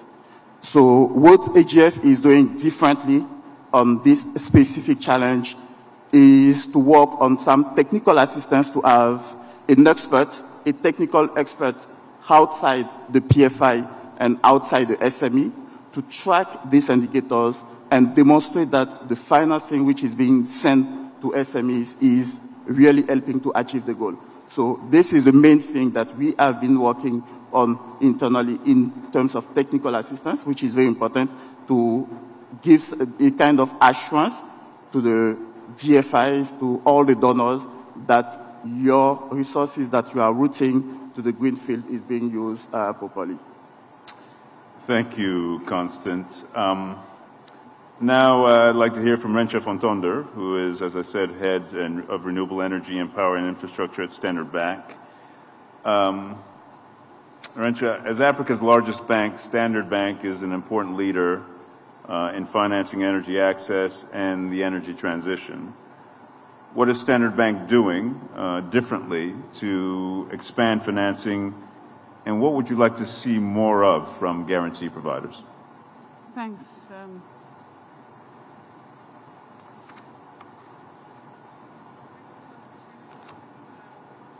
Sorry, it seems like...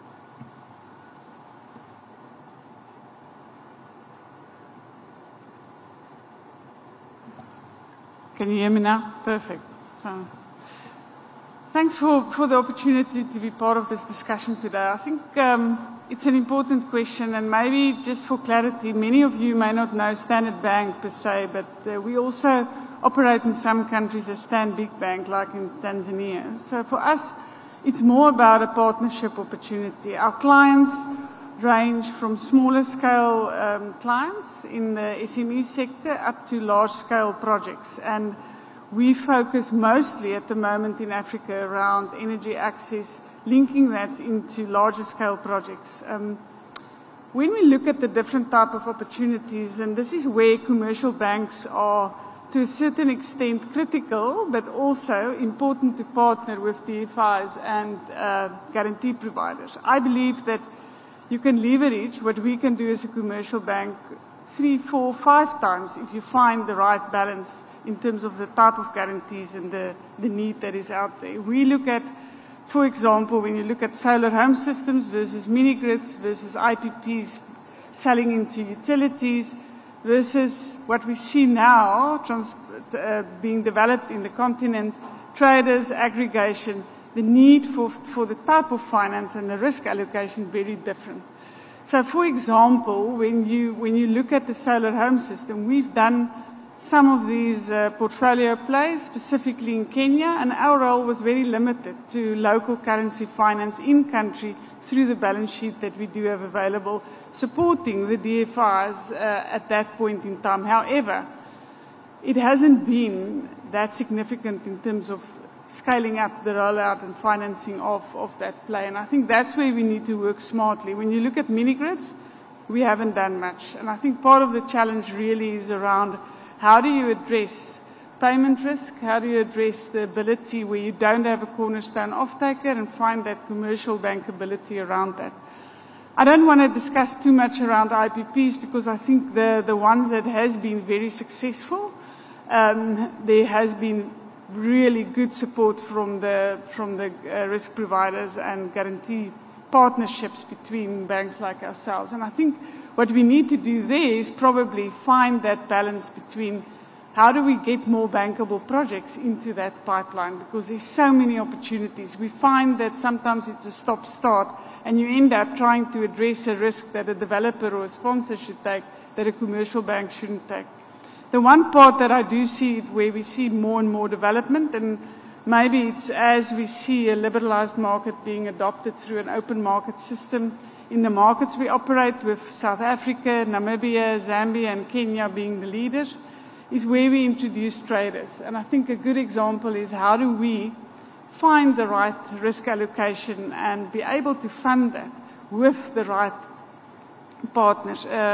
We've recently closed a transaction in Zambia with Africa Green Co, and we didn't have any risk mitigation in terms of a guarantee structure, but we had the ability to finance that to be able to fast track the business case around something like a trader. What we've also done, and we're busy with some of those transactions in South Africa, is where we have the introduction of traders, and the need is very different. You need a first loss, you need a liquidity buffer, you need risk mitigation through a whole different range of risk parameters. And I think what I would like to see more of is closer alignment in terms of those specific needs and how do we address those risks. Thank you, Rencha. And I have to say, the insights you're sharing of the role that guarantees play in mobilizing private investment resonate with me from a MIGA perspective. You may know, and many of you may know, that President Banga called for the creation of a World Bank Group platform that brings together all of the guarantee products and guarantee experts within the World Bank Group under one umbrella. the purpose of which was two or threefold. One, just to make it simpler to navigate the system, the World Bank Group system, so you had one-stop shop for all guarantees. You would know where to go, and you would be coming to MIGA. But also to streamline the execution and diligence process and to make it more or less uniform across the World Bank Group, irrespective of whether or not it's a bank guarantee, an IFC guarantee, or a MIGA guarantee, the three institutions that fall under the MIGA umbrella. But for me, I think the most important aspect of this guarantee platform is our ability now to bring various guarantee products together, right? So we've done it in the past, it was much more ad hoc, but now we can bring our non-commercial risk guarantees together with credit risk guarantees in support of a project and do that systematically. And I think what we'll find is that we're able to grow the pie of projects that we do by virtue of that combination.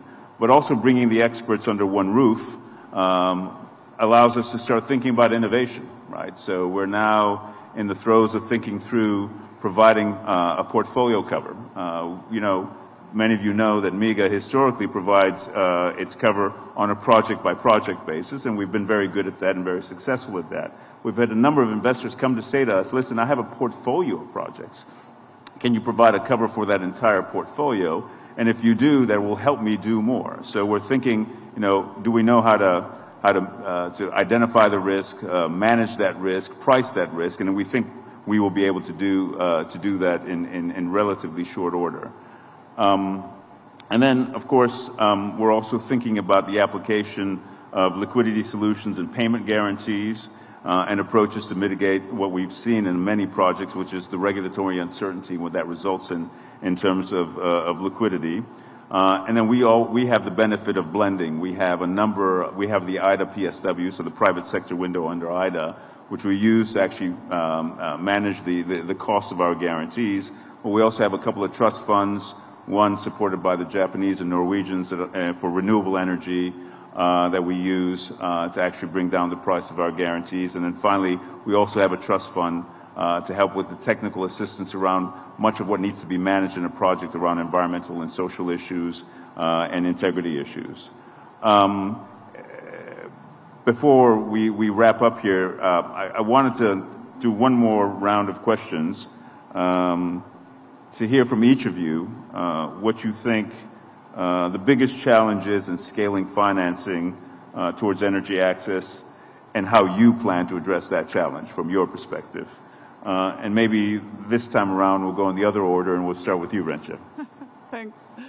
I think it has been said quite a lot today, and I want to emphasize it again. If we got clear policies accepted and adopted with a commitment from governments to be able to fast-track that and execute, we will have more bankable projects and more appetite to fund. And I think we as lenders are certainly key to be able to address that, and we're keen to do that. Thank you. Chinua? Yeah, so, when we take an asset class like the DRE, which is estimated to be a pathway to electrifying most Africans that are unserved today, what we find is that we need to understand bankability from resource standpoint in terms of working backwards to understanding what lenders want, but also knowledge exchange and building capacity to ensure that those are built, integrated into as tools into how projects are prepared. I think that knowledge exchange can be replicated and expanded, so you don't have to essentially go through the same whole cycle that it will take. For example, in Nigeria, if we've proven that you could standardize through these models and enable aggregation and scale. And this is what we're doing, at InfraCredit, sort of using these tools to develop standards and processes that can help the development cycle of projects to come in a form that lenders are willing to support. And I believe that through this approach, we can leverage the other support system that could come for the technical assistance or for the form of blending, but that we can replicate these solutions across other markets, because it's really the same pain points that developers are struggling with across the continent when it comes to these business model and asset class. Thank you, Chinua. Constance, you get the last word. Okay, thank you.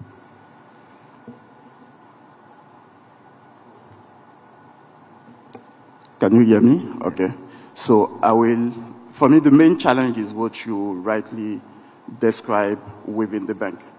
Because you mentioned that within the bank, what you have been trying to do is to put everything on the same platform and make sure that it is deployed on an optimal manner. So this is a work you have been doing very well within the bank. But from where we are sitting as another player, we think that if we want to be optimal or efficient in deploying these resources to the private sector, we need to have this one team, not within the World Bank or the African Development Bank, but across all players.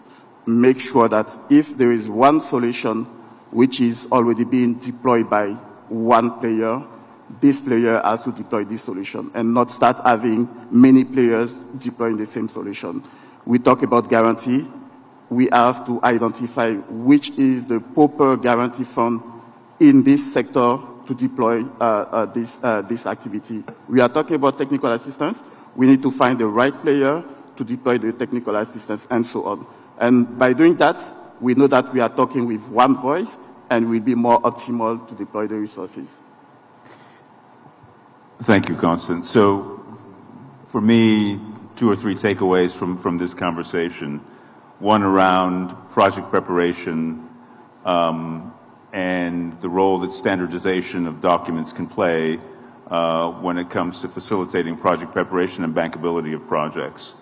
Also, another takeaway is the role that guarantees can play in what I call the demonstration effect. So, you support a project with a guarantee, and if that project proves to be successful, it may make the guarantee unnecessary in the future. Indeed, I expect it would.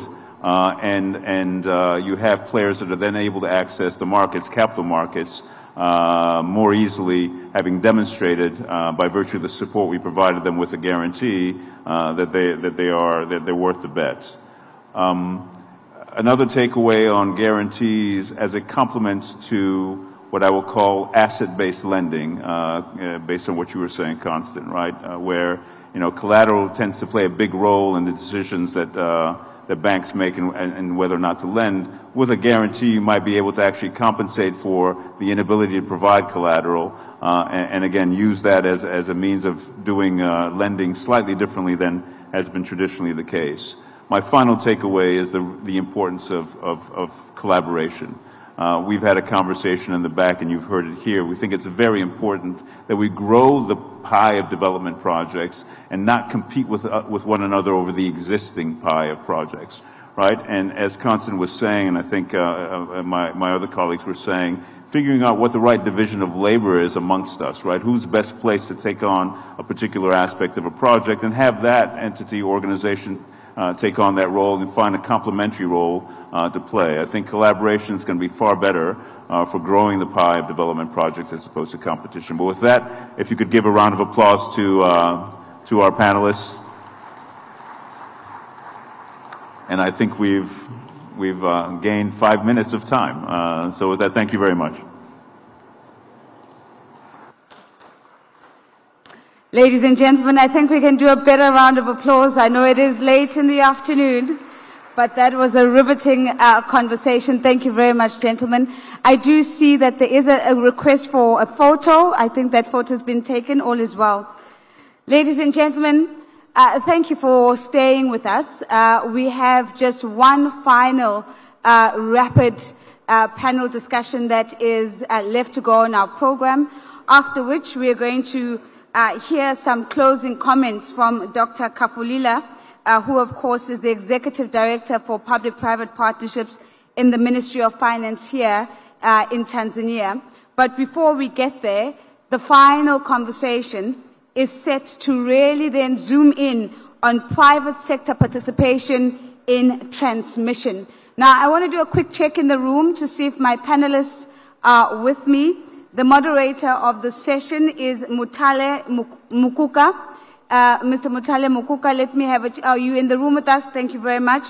He's here. He is the CFO, rather, of the Copperbelt Energy Corporation, CEC. Joining him on stage is Chris Flavin, the acting CEO of Gridworks. Chris, thank you so much for being here. And closing up the panel is John Mativo. John, welcome. And John is the Managing Director and CEO of Ketraco. So I have two gentlemen on stage, and I believe that our third gentleman will be joining us shortly.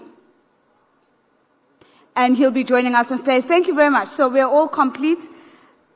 Mr. Mukuka, I'm going to hand over the floor to you. You have the hardest job today with the final panel of the afternoon, but I don't doubt that it's going to be a robust conversation. Over to you, sir. Thank you. I guess it's evening now. Good evening, everyone. So, good evening. We've got an easy one here. I've got experts to help unpack the topic that we have. I think half the time in the sector, we have a small subsector, which is the transmission segment, which is highly neglected from an investment perspective, from a regulatory perspective. And more often than not, we see that this subsector is often seen to be a public sector-led type investments in there. However, over the last couple of years, a number of initiatives have allowed this subsector to change or transform in its own. So what you see is that whether you're looking at it from a west, east, or SAP perspective, you see that there are regional groupings that are coming up with utilities forming their associations, and that in itself is putting pressure on integration of transmission grids of the respective countries.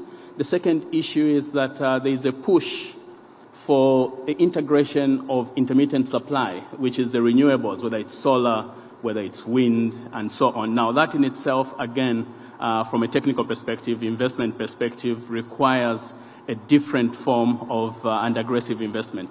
But coupled with that, we see a couple of challenges. One of the challenges is that this sector is seen to be public-driven, and therefore, half the time, ourselves, the consumers, see this as a public good, and therefore do not want to pay a commensurate tariff that is there. We also have, in the respective countries, we have currency mismatch with the borrowing currencies that are there. But we also have not seen a lot of private sector injection of financing. Now, with a target of 300 million people that we need to connect, it means that we need to allow for private sector financing to come in and essentially go alongside the public financing that is there to activate some of these interconnections that are there, with the regional interconnection, as well as the new build. And to have this conversation, I've got Chris and John, who are experts in this field. Chris is the CEO of Gridworks. I've got John. John is the CEO of Ketraco. Good evening, gentlemen. Good evening, Mitali. Thank you very much. Good evening. Okay. Sure. So the first question, maybe I'll push it to John. John, what is the role of the private sector in transmission?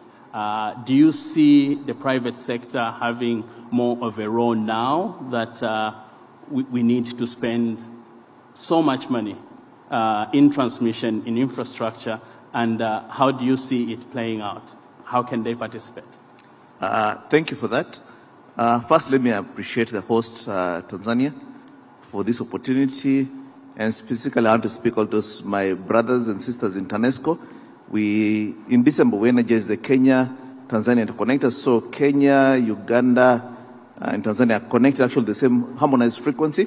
So we are interconnected, so that's something to celebrate. But back to your question, mission 300 million. It's a big one.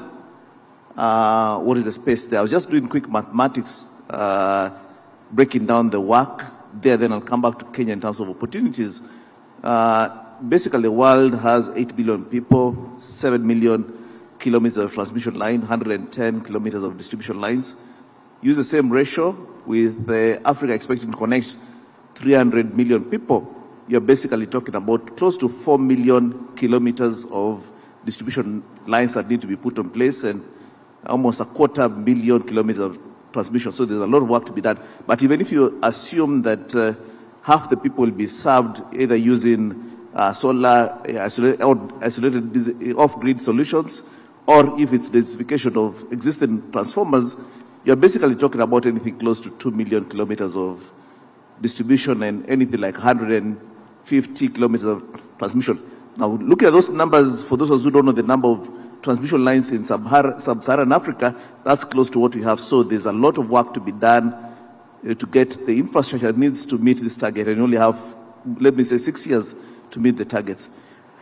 So let me look at KETRACO's perspective, and I believe most African countries, as the moderator said, transmission infrastructure has been basically the national government borrowing from development partners, then on granting the money to the utility company like KETRACO. We build, the government uses its own resources, taxes, to pay for what is borrowed. Then maybe we get a tariff on operation maintenance.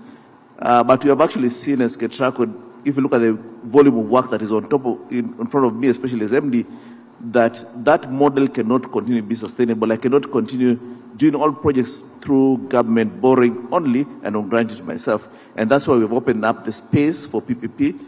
KETRACO assumes anything close to 10-15% of our projects, when we do our cost-benefit analysis, can safely be done by private sector, being able to bring projects that can actually bring benefits that can be accrued at the public in the end, whether there is a tariff increase. But when we look at it in terms of reduction in terms of losses or increasing of consumption, which goes back to increasing sales, there's a benefit at the end. So that's the direction we're going. Private sector coming on board. In Kenya, I believe for Africa to meet these targets, there's no way the model of government borrowing can work alone. It has to be a joint partnership with the private sector.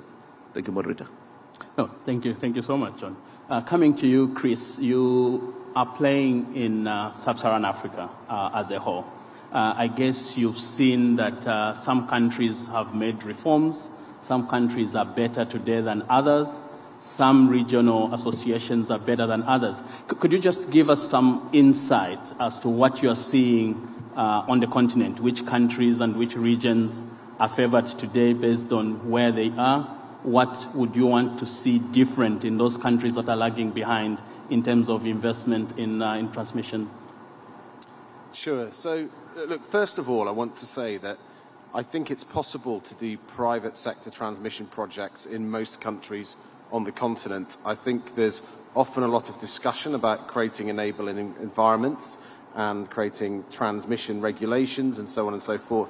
This is very important work, but most countries on the continent have an Electricity Act and or a PPP Act that are at least permissive of private sector investment. So this can work most places, particularly most countries that have already used private capital in the generation sector, because we don't need to reinvent the wheel here. We have bankable structures, implementation agreements, government support arrangements that work for the generation sector that can also be used for the transmission sector. Now that said, there are clearly countries that have made more progress in this area in the last 4 or 5 years, which is the period of time in which GridWorks has been established. When GridWorks was established in 2019, there were, I think, probably only a couple of countries, maybe 2 or 3 on the continent, who had made a sort of a public policy decision to use private sector capital in the mix to fund transmission. One of them was Uganda, where we're in the process of having a transmission project licensed at the moment at GridWorks.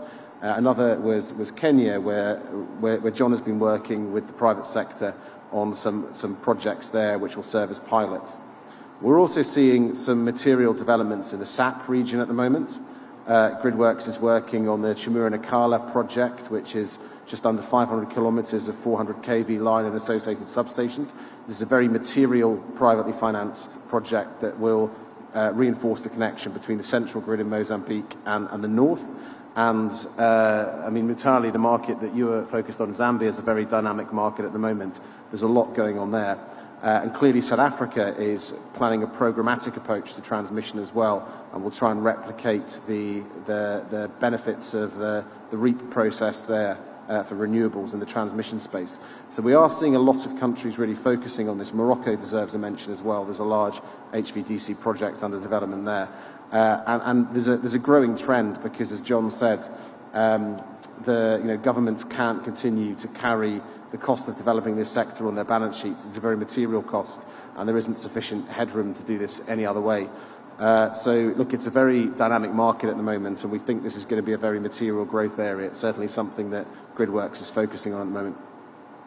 Thank you, Chris. I guess going back to you, John, looking at it from a government and utilities perspective, what do you see as being the sort of opportunities and benefits of them introducing private sector financing in the respective countries to fund the transmission infrastructure? I guess one of the benefits I could just run with is maybe two main benefits because of time. One of them is definitely the ability for government to run everything else at balance sheet, which I've said. This helps me to meet our targets in terms of transmission master plan, meet all the targets that we're coming to.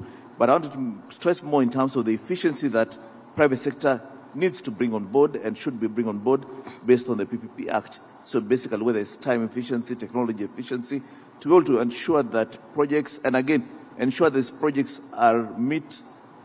accrue benefits that can actually be felt by the public faster than it should be. Let me give a good example, whether we talk about the Kenya-Ethiopia line, which, because of various reasons, especially government financing, we finish anything between 4 and 5 years later than expected, than what was the initial EPC timeline. Thinking about if we had private sector who could take the project, and you see how much savings Kenya is getting in terms of, because of buying cheaper power from Ethiopia, we are making actually cost of power in Kenya is cheaper because of that additional benefit that comes into that. So efficiency from private sector, and I'll just pick one example, finishing projects on time. They're supposed to, otherwise they don't get paid for it because it's performance-based payment is one of the best benefits that comes to the whole thing. So helps the government make quick decisions, helps me meet my targets, and again, the efficiency that comes on board. So briefly, I'll say that. Thank you. So, Chris, I guess coming back to you, if we look at the landscape, right, one of the key issues is what sort of models can be used by the private sector to invest their capital in ITP.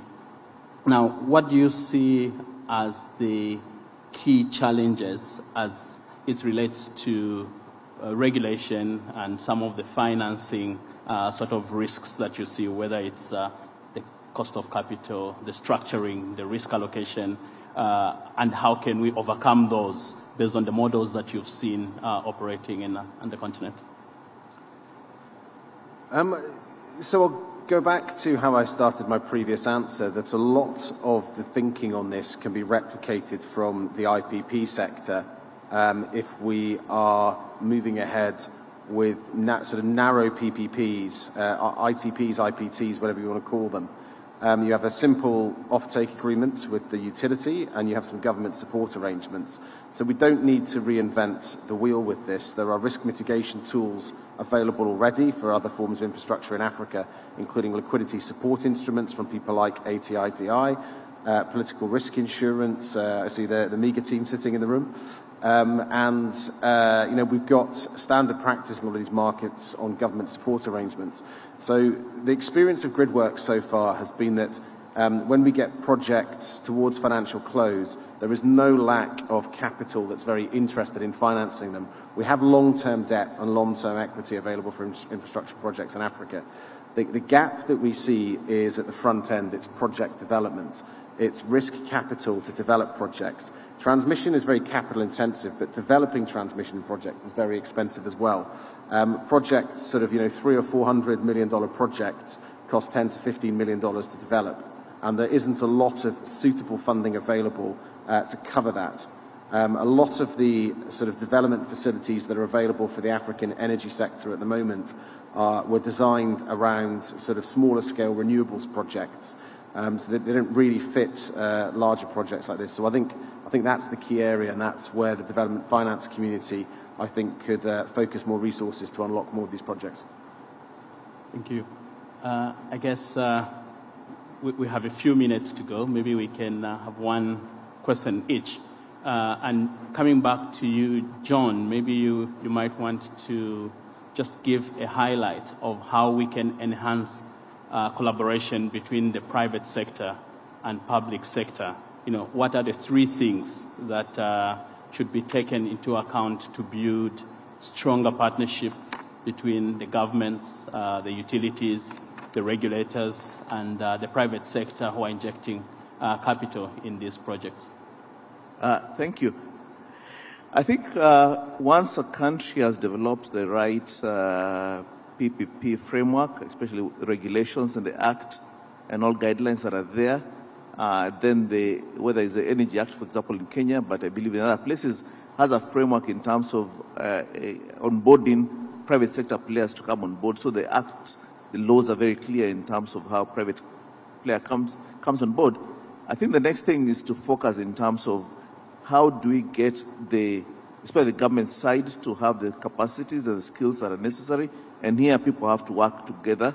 The other one is to develop documents, because one of the things right now, preparing project agreement with Africa 50, and it's taken longer to develop the whole thing. And if there's a way to have standardized documents, will make things much faster to move forward.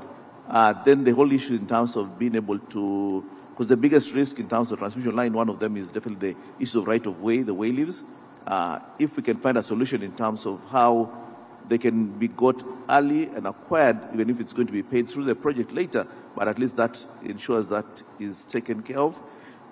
Issues of liquidated payments, liquidated support to ensure there is in the utility companies that especially are collecting money from the consumers, they have enough resources to be able to pay. I know that's one of the debates. I know there is a TD and MEGA we talked about. I think we're still debating in terms of how to have either 2 months worth of payment available, some cash support. So basically seen in terms of how government, private sector and development partners can come and ensure that at least the first set of PPP projects in Africa transmission lines will be made easier to develop as we go forward. Then the other thing is definitely how do we communicate this information to the public? That they're critical factors if it's not well handled. This is something that Africa, most people are still have not absorbed what a private sector player will be doing in transmission infrastructure. So that's something that we can work on, I believe, all of us together, and make it much easier to implement future projects. Thank you. Thank you. A quick one for you, Chris. Innovation is a key word in anything. How can we be innovative? How can we think outside the box from a financing perspective? And what financial instruments are out there for the investors who are here? What should they look at? Should they just limit themselves to the traditional financing that we see? Or are there other instruments that they should be looking at to finance transmission infrastructure? Under 1.5 minutes. 1.5 minutes. I'll try and be very quick. I'm not sure if this is innovation because it's probably going back to the tried and tested from other markets. In most places in the world where major grid extensions, major grid projects have happened, in places that have close to 100% access now in Europe and North America, a lot of the heavy lifting was done by governments and then a lot of the time by PPPs, so governments in coordination with the private sector. In Africa at the moment, we seem to be trying these two polar opposite models. You've got the tried and tested public sector financing routes, loans from MDBs, government resources, and then some projects, a small number of projects, they're sort of tossed to the private sector, and they say, sort of have at it and see if you can do this without any subsidy. The very obvious way to do this is for the scarce public sector funding that requires government support to be spread around a number of projects to deal with viability gaps in them, and then to leverage private finance, so that if there's $100 million available, $200 million, instead of doing one project of concessionary money, instead of doing one project, you use it to deal with a viability gap on 7 or 8 projects that are then funded with the private sector. I think that's the way to do the big heavy lift on the continent. The trick is going to be how you do this with the appropriate governance and the appropriate process from a procurement perspective when you're using this sort of public funding, because there's a risk that it could take a very long time to do these things programmatically. Thank you, gentlemen. I guess a quick summary there is that we need the private sector financing in transmission. We need, from a government perspective, to ensure that we put in place the right framework from a regulatory perspective. We need to have the right ahead risk allocation between the investors, the government, and the utilities. There is no way that we are going to achieve the 300 million access to electricity if we do not find a way of attracting private sector financing in transmission as well. More importantly, I think we need to ensure that we have reliable transmission networks that will allow for the supply of reliable and efficient power. But we need to be ready to support the transition, energy transition that is there. With that, I do please allow. You can clap for my experts here. I think they've done a good job. We've got John and Chris. This is the last session, I guess. Thank you so much, everyone, and we'll invite the. Oh, there you are. Thank you. Oui, je suis là également pour vous remercier d'avoir partagé vos points de vue durant ce panel. Thank you very much. Il est à présent temps de conclure cette journée. Et pour ce faire, nous avons l'honneur d'accueillir Monsieur David Kafulila, directeur exécutif des partenariats publics-privés au ministère des Finances de la République de Tanzanie. Un grand merci, mesdames et messieurs, effectivement, à nos panélistes et à notre modérateur.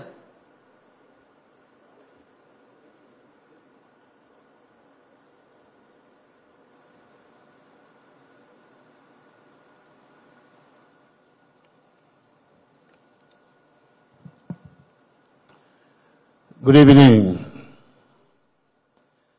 Yes, distinguished panelists, dear guests, ladies and gentlemen. First of all, it is my pleasure and honor to have this opportunity to address this very strategic conference after having almost all the sessions for today.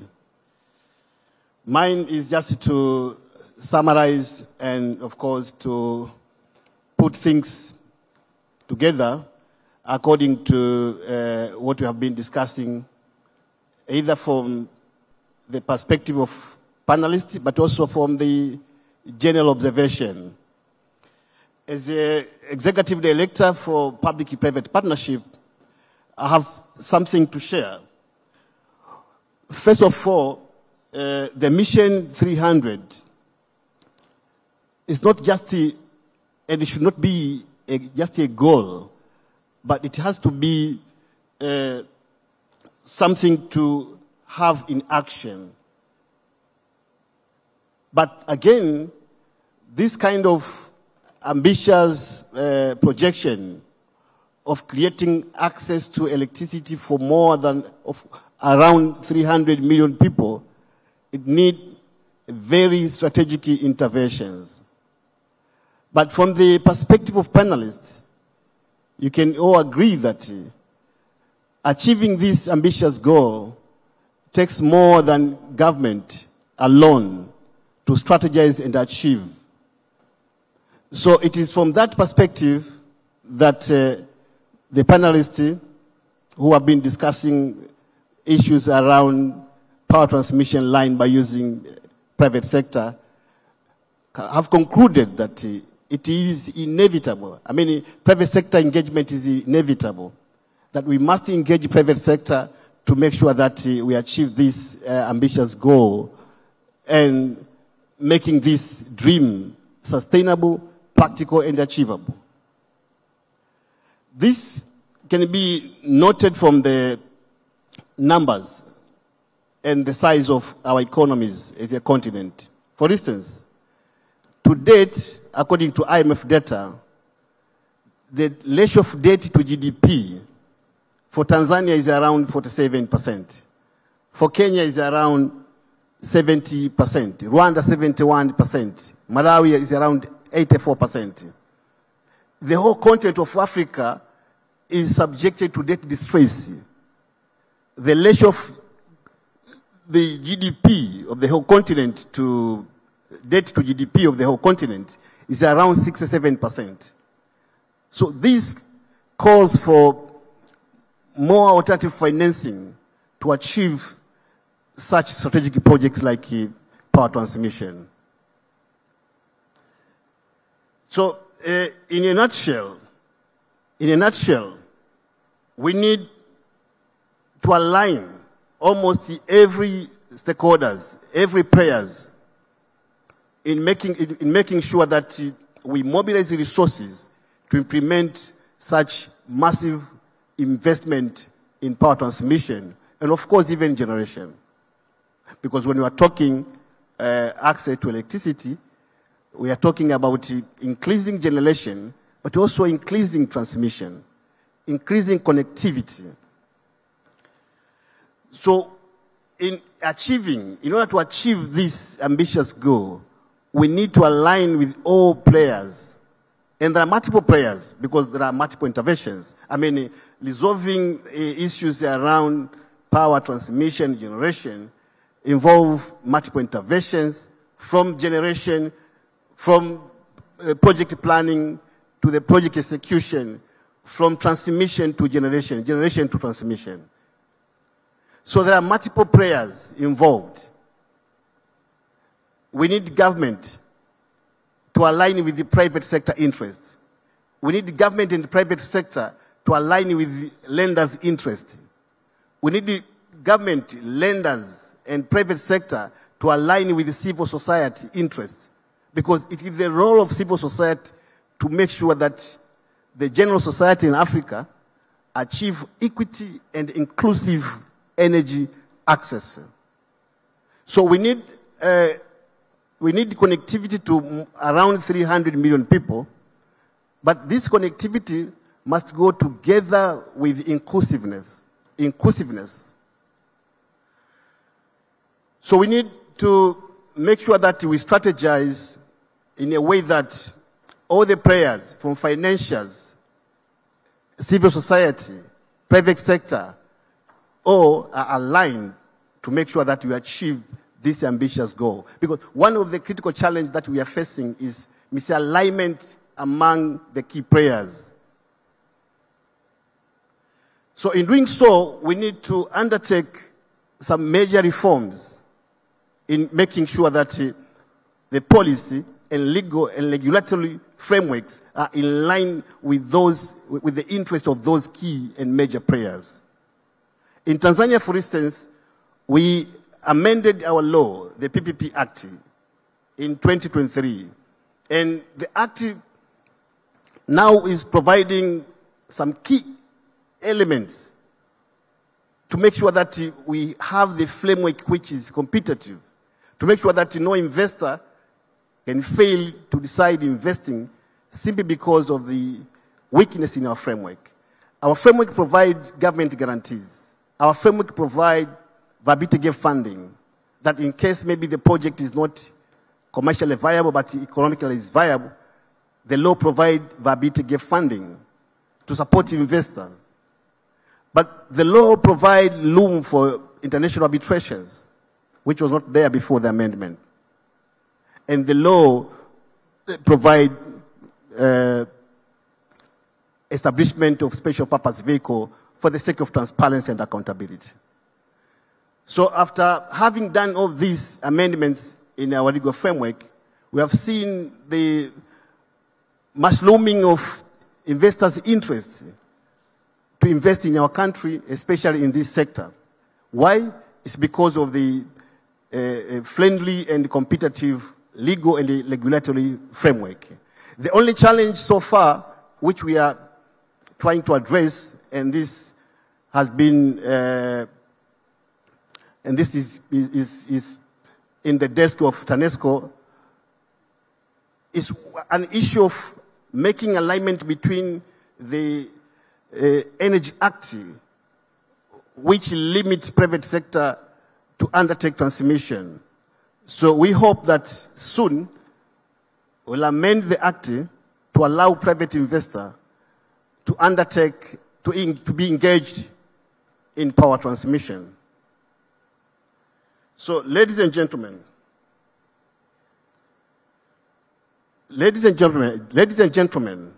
this ambition of 300 million people connected by 2030, it should be not, we must make it not a goal to achieve in 5 years, but we have to put action plan in place to make sure that we achieve systematically, step by step, and each country is assessed according to what we have agreed. Maybe by making this one, we can achieve this ambitious goal in a holistic manner. Because some countries might achieve, while some countries might left behind, which is not the case, which is not the target of this conference.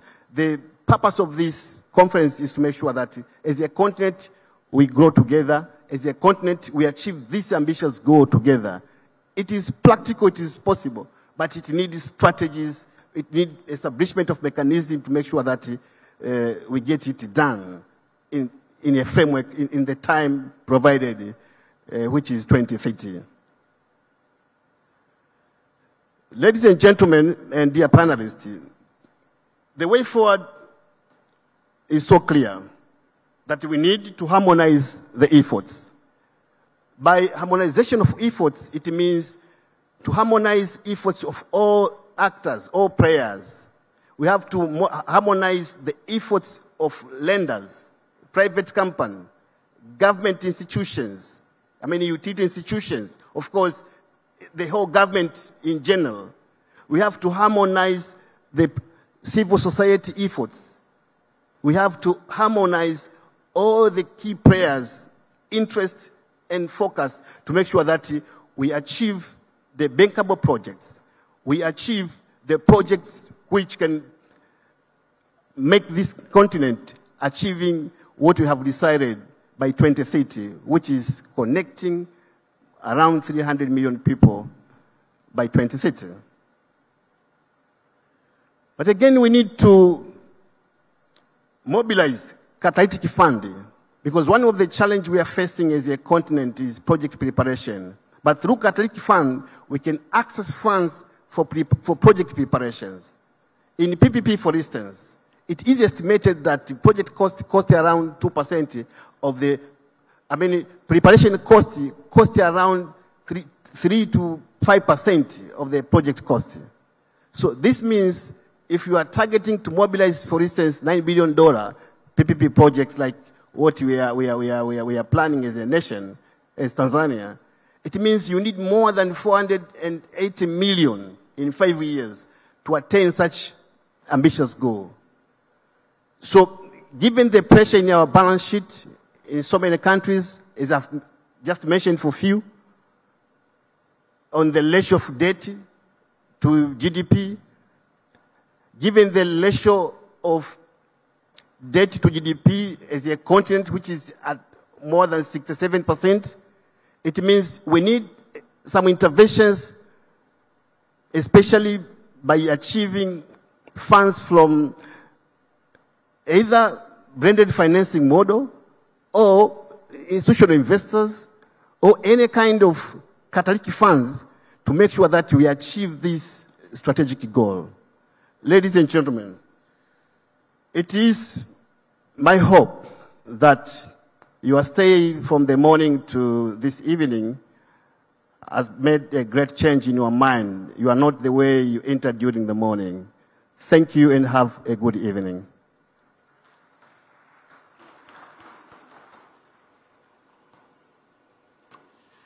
A very big thank you to Mr. David Kafulila as he gives us his closing remarks and reminds us that the way forward is so clear.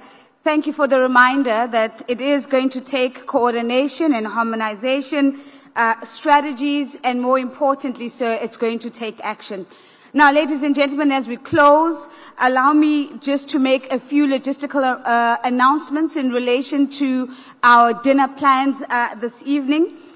We are going to be invited, and we are all invited to the reception, which starts at 1900 hours. The reception is taking place at the exact same place where we had lunch earlier on today, and that starts from 1900 hours. And then, more importantly, ladies and gentlemen, the starting time for tomorrow. Now, remembering that tomorrow we have our heads of state in presence, and as a result, access and security is going to be a lot tighter and a lot more robust. And so we're inviting all our delegates to, firstly, make sure that you are seated by 8 a.m. at the very latest. We will be serving coffee and enabling networking from as early as 6:30. So you can come from as early as 6:30, but by 8 a.m.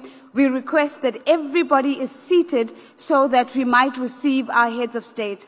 Anybody who tries to access this venue after 8 will unfortunately not make it in. And so we want to make sure that everybody gets this message so that they can be a part of our conversations tomorrow. The final thing that I'm going to say before I hand over to Marie-Angèle, where she's going to give us a little flyover over the program tomorrow, is to thank you very much for those who are in the room. Thank you for staying in the room throughout the day, but also for everybody who's joining us online. Thank you for remaining connected with us and being a part of our conversation. My name is Nozipho Shabalala, and it's been an absolute privilege. Marie-Angèle, over to you. Thank you very much, Nozipho. Alors, mesdames et messieurs, effectivement, comme Nozipho l'a précisé, moi je vais vous faire un avant-goût de la journée de demain. Ça sera une journée décisive pour ce sommet sur l'énergie en Afrique. Nous débuterons, comme elle l'a rappelé, par une cérémonie d'ouverture officielle suivie d'interventions de haut niveau de chefs d'État qui seront présents, une vingtaine à peu près, et de leaders internationaux qui partageront leur vision pour l'avenir énergétique du continent africain. Il y aura des panels clés qui aborderont des thèmes essentiels et les chefs d'État présenteront également leurs engagements, parce qu'il y en aura, pour garantir l'accès universel à l'électricité. Alors, la journée sera également marquée par la signature de la déclaration de Dar es Salaam sur l'énergie et enfin, nous conclurons avec des partenariats renforcés et une feuille de route plus claire pour transformer ces ambitions en résultats concrets. Préparez-vous à une journée riche en échanges et en décisions impactantes. Merci à tous une fois de plus pour votre attention, pour votre présence et rendez-vous demain avec tout l'enthousiasme que vous avez eu aujourd'hui. Merci beaucoup et je suis sûre que vous êtes très enthousiastes de participer au dîner ce soir. Alors à demain. Merci encore.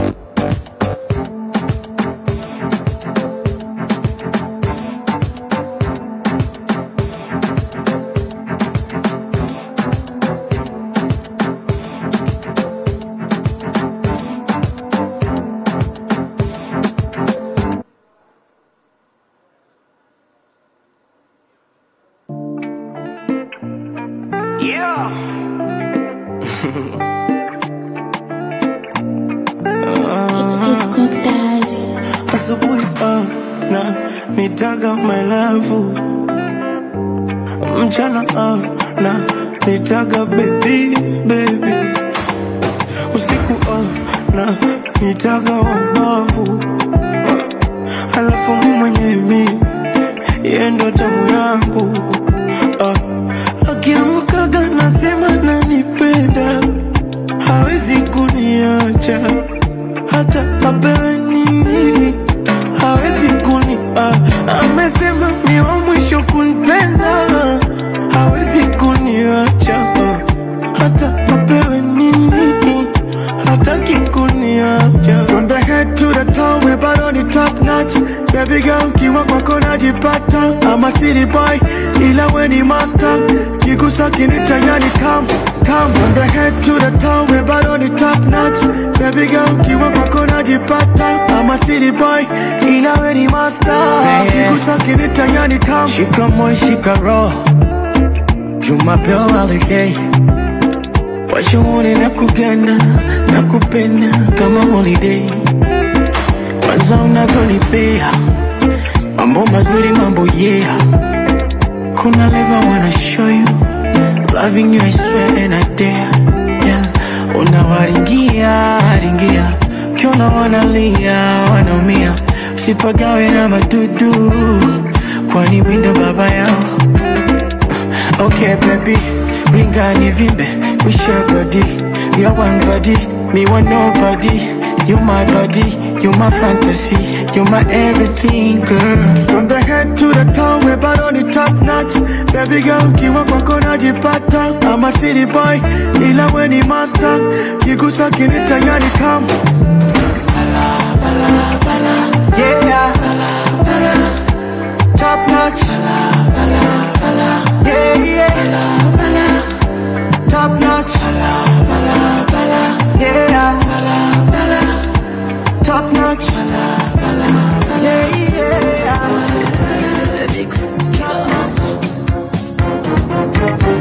It's the kids, baby.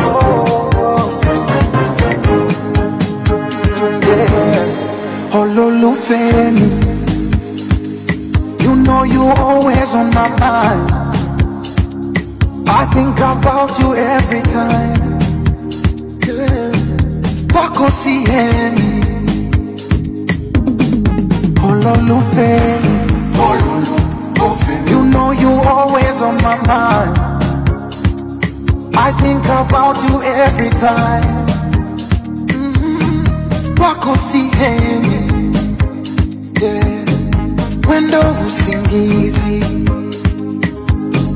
wendo wangu mliwaza, naziba na masikio, hakuna kunipumbaza. Natamani masaa yangerudi nyuma, mimi na wewe, tungejua na zamani.